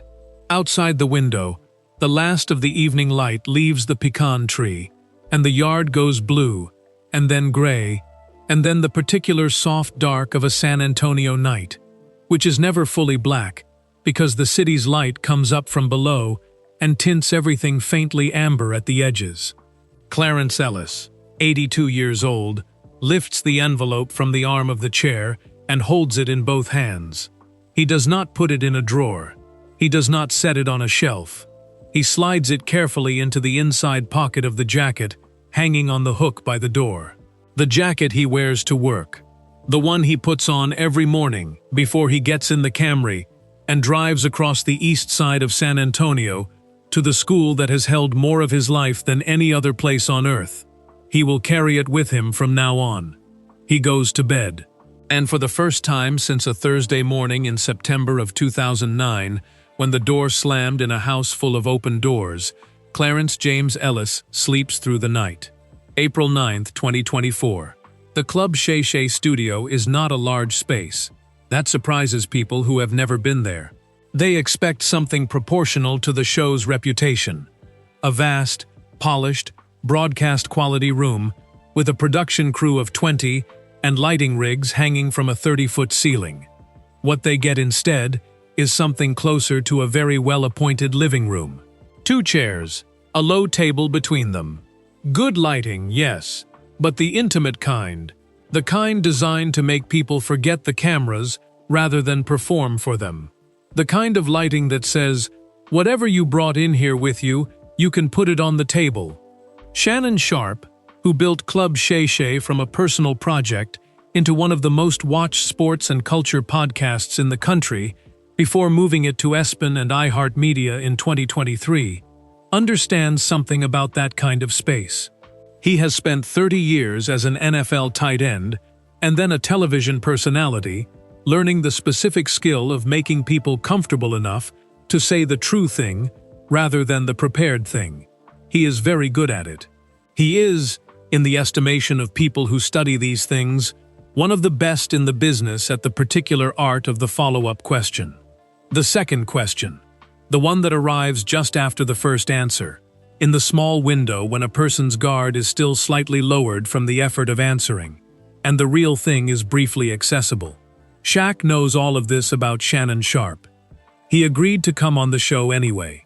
He agreed because he had something to say that needed to be said in a place where people would actually hear it, and because the manufactured version of this story, the garbled, second-hand internet account with its inaccurate million-dollar check and its invented crowd of cheering students, had been living in the world for 3 weeks now, wearing the face of the true story, and the true story deserved its own face.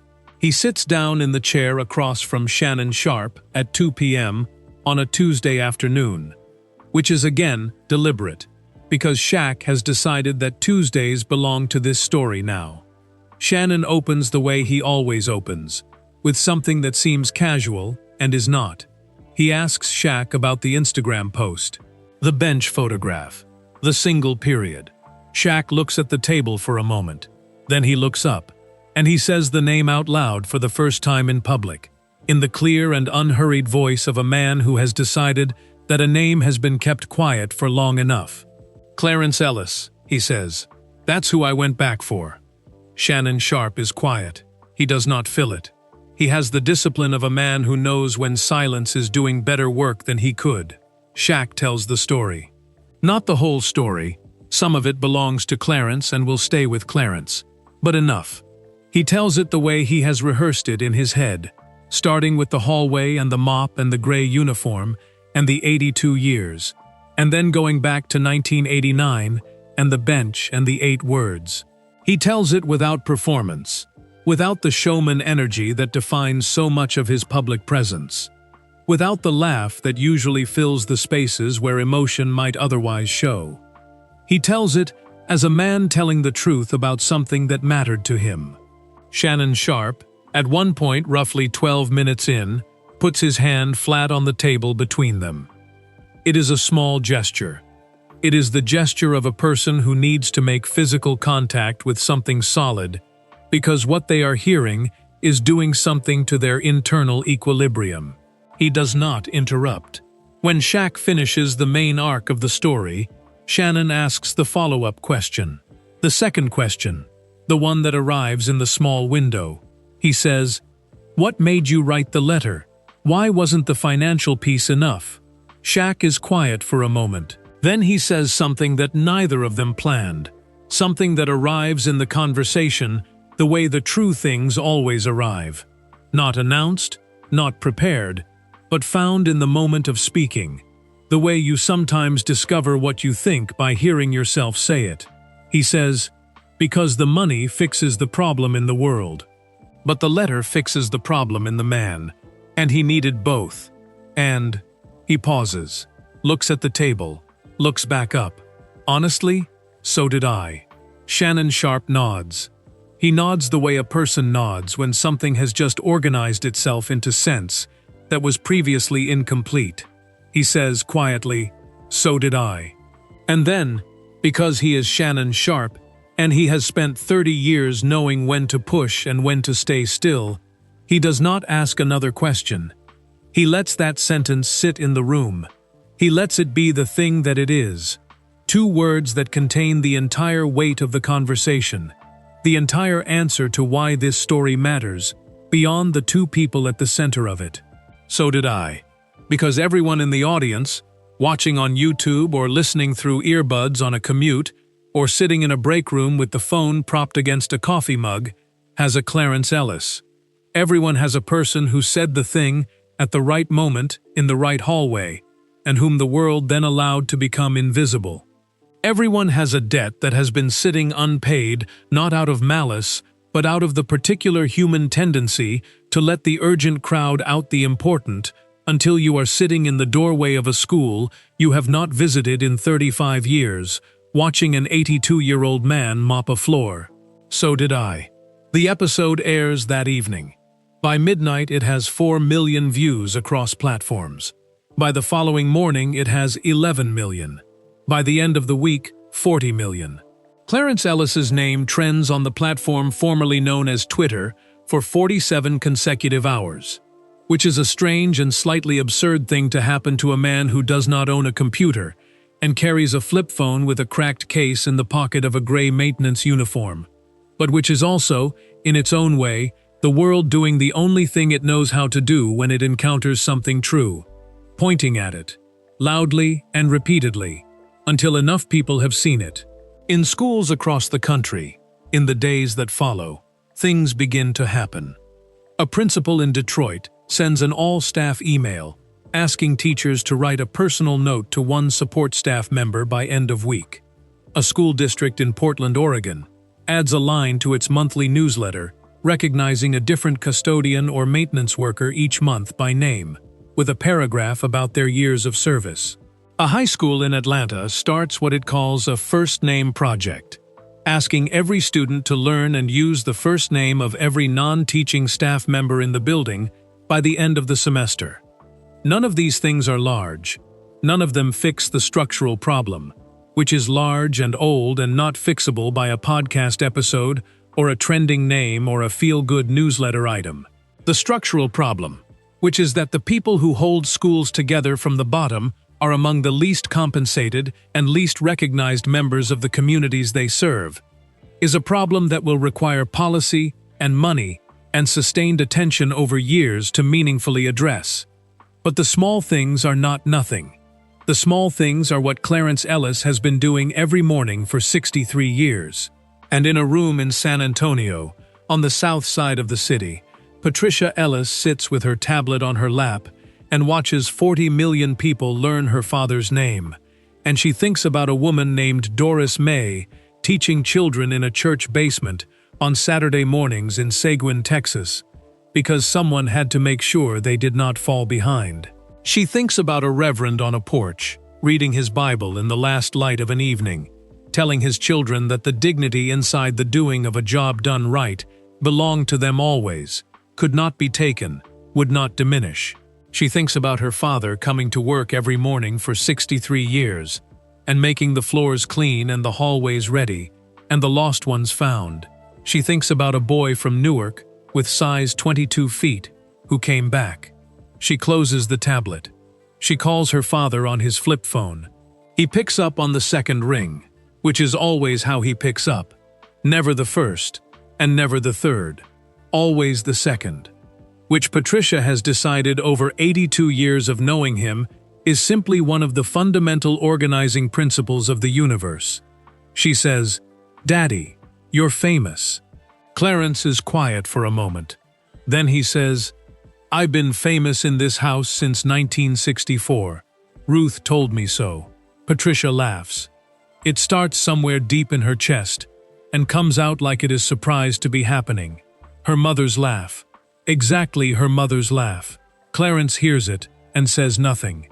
He just holds the phone and listens to his daughter laugh in the voice of his wife, and lets the sound of it fill the quiet house on the east side of San Antonio, where the pecan tree stands in the yard, and the painting of the Last Supper watches from the dining room wall, and the second placemat is always set. He holds the phone until she is done. Then he says, "You sleep all right last night?" She says she did. He says, "Good. That's good." He means it with everything he has. Here is what nobody reported. Not the sports pages that picked up the story in late March. Not the 40 million people who watched the Club Shay Shay episode and felt something shift in their chest, and then went back to their lives carrying it. Not the Portuguese language Facebook group with 400,000 members. Not the principal in Detroit, or the school district in Portland, or the high school in Atlanta with its first name project. Not Shannon Sharpe, who is one of the most well-connected people in American sports media and who still did not know this particular thing because Shaq had not told him.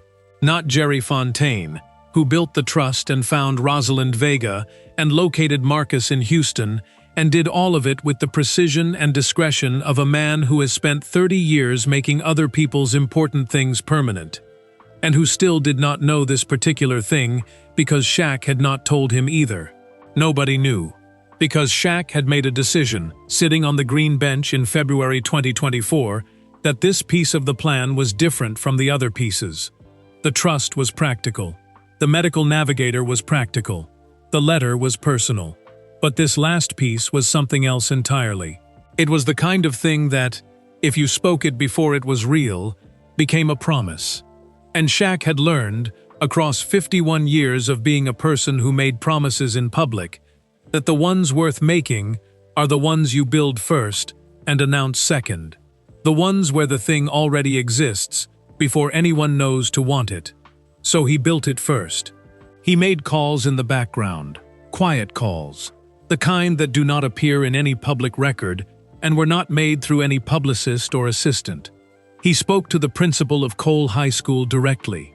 He spoke to someone in the administration of the Department of Defense Education Activity, the federal agency that oversees schools on military bases.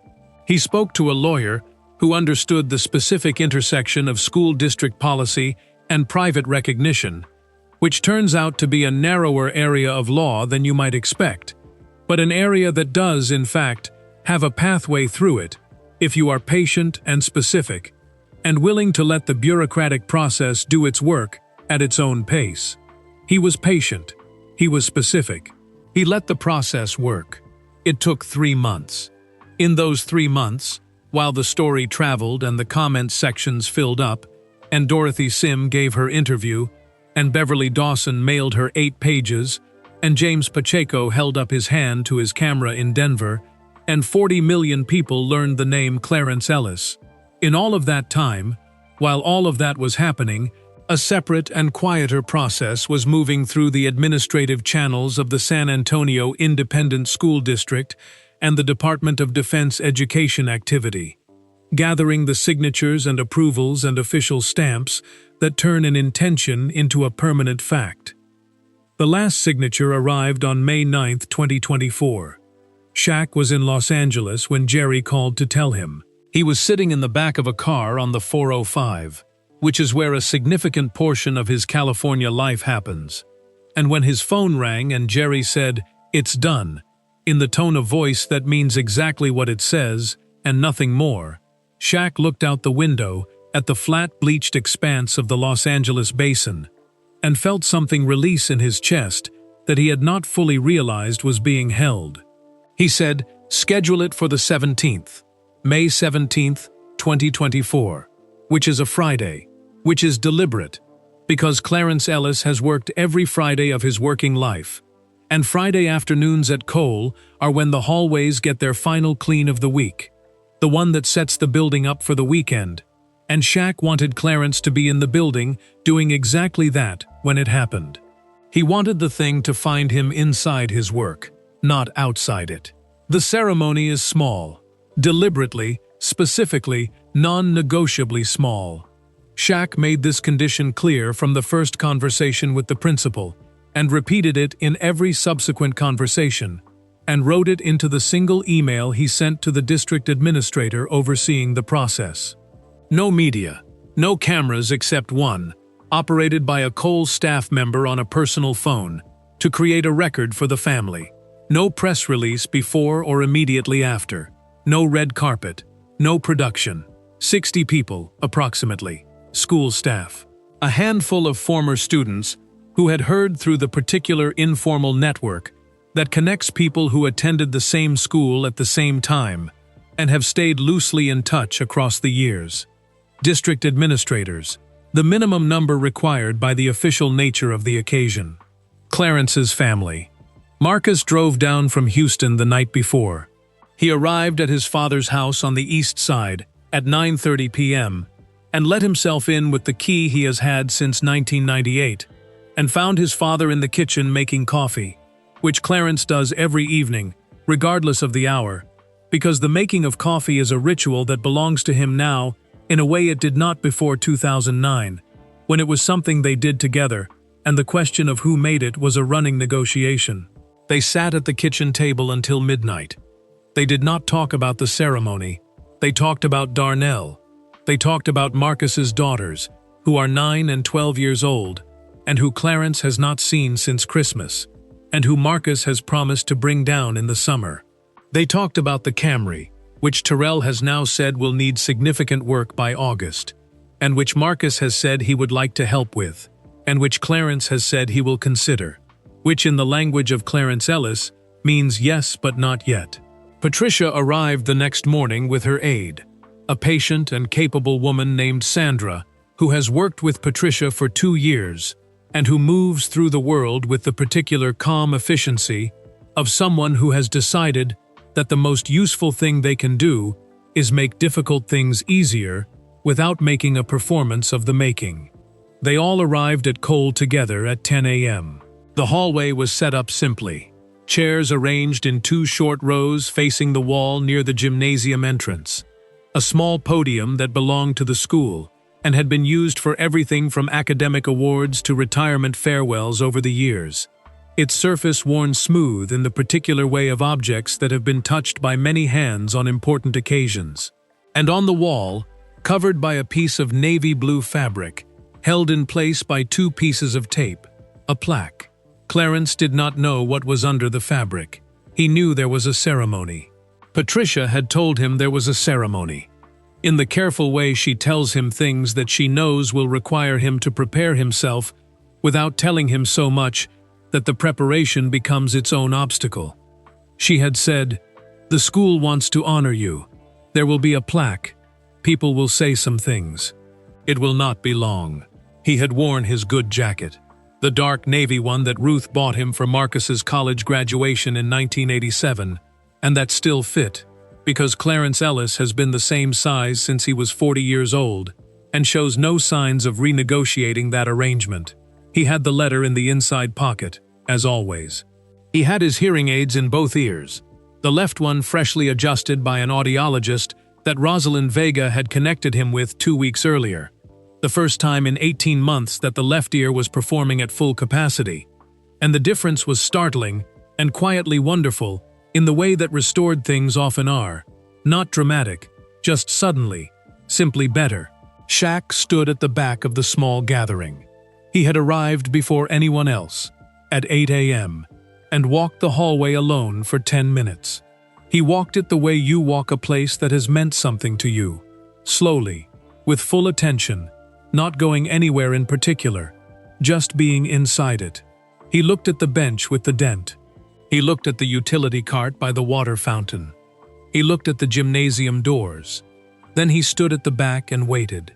When Clarence came in with Marcus and Patricia and Sandra, he found the chairs and the podium and the covered wall, and 60 people who knew his name, and had, in one way or another, been changed by his presence in this building. He sat in the chair in the front row that had been placed there for him, between Marcus on his left and Patricia on his right. The principal spoke briefly. A district administrator spoke briefly. Dorothy Sim, who had driven up from New Braunfels that morning, spoke for 4 minutes and did not use a single word that was not exactly the right word. Then the principal nodded to the staff member with the phone, and she nodded to Shaq, and Shaq walked from the back of the room to the wall.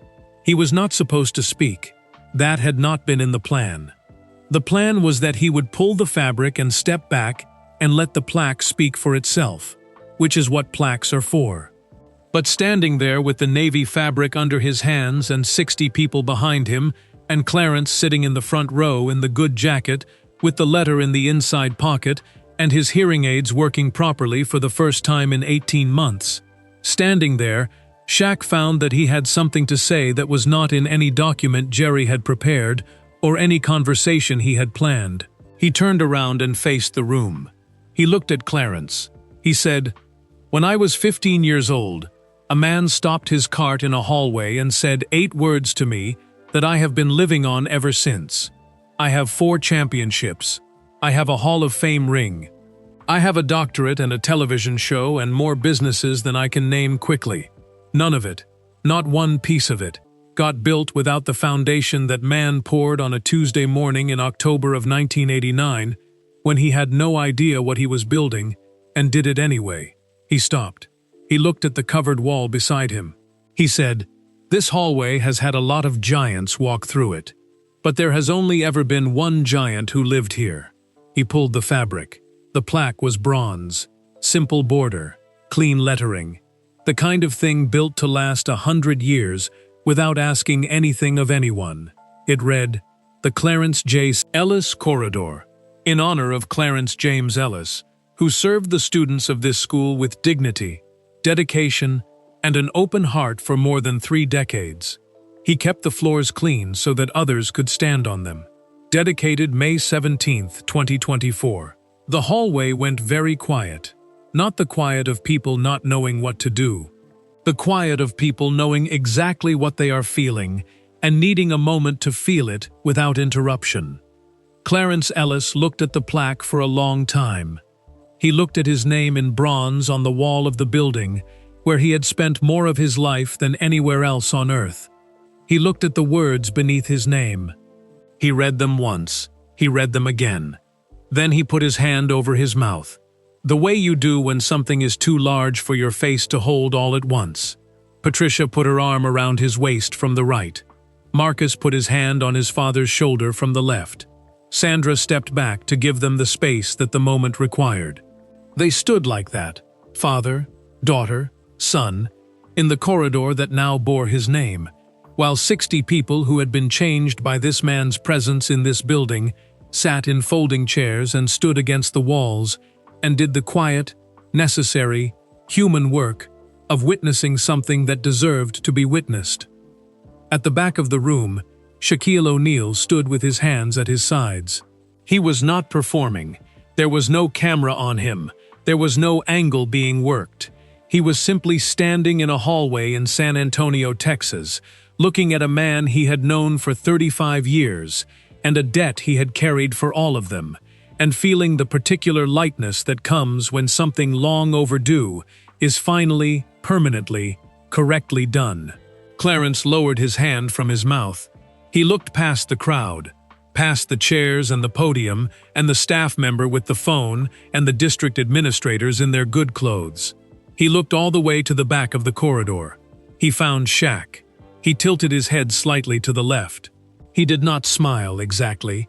It was something more than a smile and quieter than one. It was the expression of a man who has spent 82 years believing, without requiring proof, that the work was worth doing, and has just received the proof anyway. Shaq nodded back. That was all. That was everything. After the ceremony, after the chairs were folded and the district administrators had shaken the necessary hands, and Dorothy Sim had embraced Clarence for a long time without saying anything, because she had already used all the right words at the podium. After all of that, when the hallway had thinned to just family and a few remaining staff, Clarence walked slowly to the utility cart by the water fountain. He reached for the mop. Marcus started to say something. Patricia caught his eye and shook her head, almost imperceptibly. Andra understood without being told and took a small step back, because Patricia knew. And Marcus, looking at his father's hands on the mop handle, understood in the way you understand things about a parent when you have watched them long enough to know the difference between what they do and who they are, understood that these two things, for Clarence James Ellis, had never been separate. The mop swung left, the mop swung right, the feet shuffled forward, the mop swung left again, smooth as a metronome, steady as breathing. Clarence Ellis moved down the corridor that bore his name, and the floor beneath him was spotless, and the bronze plaque on the wall caught the afternoon light coming through the high windows. and held it, and everywhere he had ever pushed a mop, every morning he had ever arrived before the teachers, every student he had ever seen in a hallway and called by their right name. All of it lived in that moment, in that corridor, in the clean and gleaming floor. Shaq watched from the doorway. He watched until Clarence reached the far end of the corridor, turned around, and began the next row. Then he put both hands in his pockets. He walked to his car. He drove away from Robert G. Cole Middle High School for what he knew would not be the last time, through the east side of San Antonio, past the taqueria on the corner, and the church with the weekly marquee, and the elementary school painted a different color than it used to be. And he was almost at the highway when he realized, with a quiet and settled certainty, that the thing sitting in his chest was not the weight he had been carrying for 35 years. It was the absence of it, the space where the debt used to live, clean now, ready for something new. There are Clarence Ellises in every school in America, in every hospital corridor and office building and apartment complex and community center. They are the people whose names you had to read off a uniform because you kept forgetting, except they always remembered yours. They are the people who showed up before you did and stayed after you left. They are the people who made the spaces where your life happened clean enough to live in, safe enough to walk through, human enough to feel like somewhere. Most of them will not have an NBA champion come back for them. Most of them will not have a hallway named after them. Most of them will move through their working lives and into their retirement years, and the floors they spent their lives tending will be cleaned by someone else, and the transition will not be marked, and the building will go on without a plaque on the wall, and no one will search their name on the platform formerly known as Twitter. This story is for them. It is also a request. Find yours. The person who stopped their cart. The person who said the thing in the hallway on the morning when you needed it most. The person who is still there, maybe, still doing the job, still arriving early and leaving late. Go back, say the thing, write the letter. You do not need 4 championships and a Hall of Fame ring. You do not need a trust fund or a Jerry Fontaine, or a bronze plaque and a ceremony on a Friday in May. You need a name, and an address, and the willingness to say, you mattered, and I know it, and I am saying so now, while there is still time to say it. The floor is clean. Someone made it that way. Go tell them. And that is the story of Clarence James Ellis, a man who never asked for a spotlight, a man who showed up every single morning for 63 years, pushed a mop across a floor that nobody noticed until it was dirty, and quietly changed the lives of people who are still living on what he gave them. A man who told a lost 15-year-old boy with big feet that he was born for the biggest stage there is.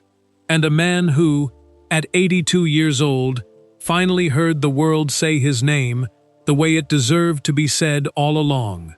If this story moved you even a little, if you thought of your own Clarence, your own hallway, your own 8 words from someone who stopped when they did not have to, then you already understand why we told it. Now we want to hear from you. Where are you watching this from right now? Drop your city, your country, wherever you are in the world, in the comments below. Because stories like this one remind us that kindness does not have borders, and decency does not have a hometown, and the people who hold the world up from underneath deserve to be seen everywhere. If this story deserved to be told, then it deserves to be shared. Hit the like button right now. It takes 1 second, and it tells the world that this kind of story matters, that the Clarences matter, that the quiet ones, the early ones, the ones in the gray uniforms with the mops and the carts, and the steady, unhurried rhythm, they matter. And if you are not subscribed yet, subscribe right now. Every story on this channel exists for one reason: to find the people the world overlooked, and say their name loudly enough that nobody can ignore it. If that is something you believe in, this is where you belong. And one more thing, go find your Clarence today. Not tomorrow, not when things slow down. Today. Pick up the phone, write the letter, drive back to the school, say the thing that needed saying 10 years ago and never got said. You do not need to be Shaquille O'Neal to do that. You just need to decide that the debt is real, and that today is the day to start paying it. Now click on the video appearing on your screen right now, because the next story is already waiting, and we promise you, it is worth staying for.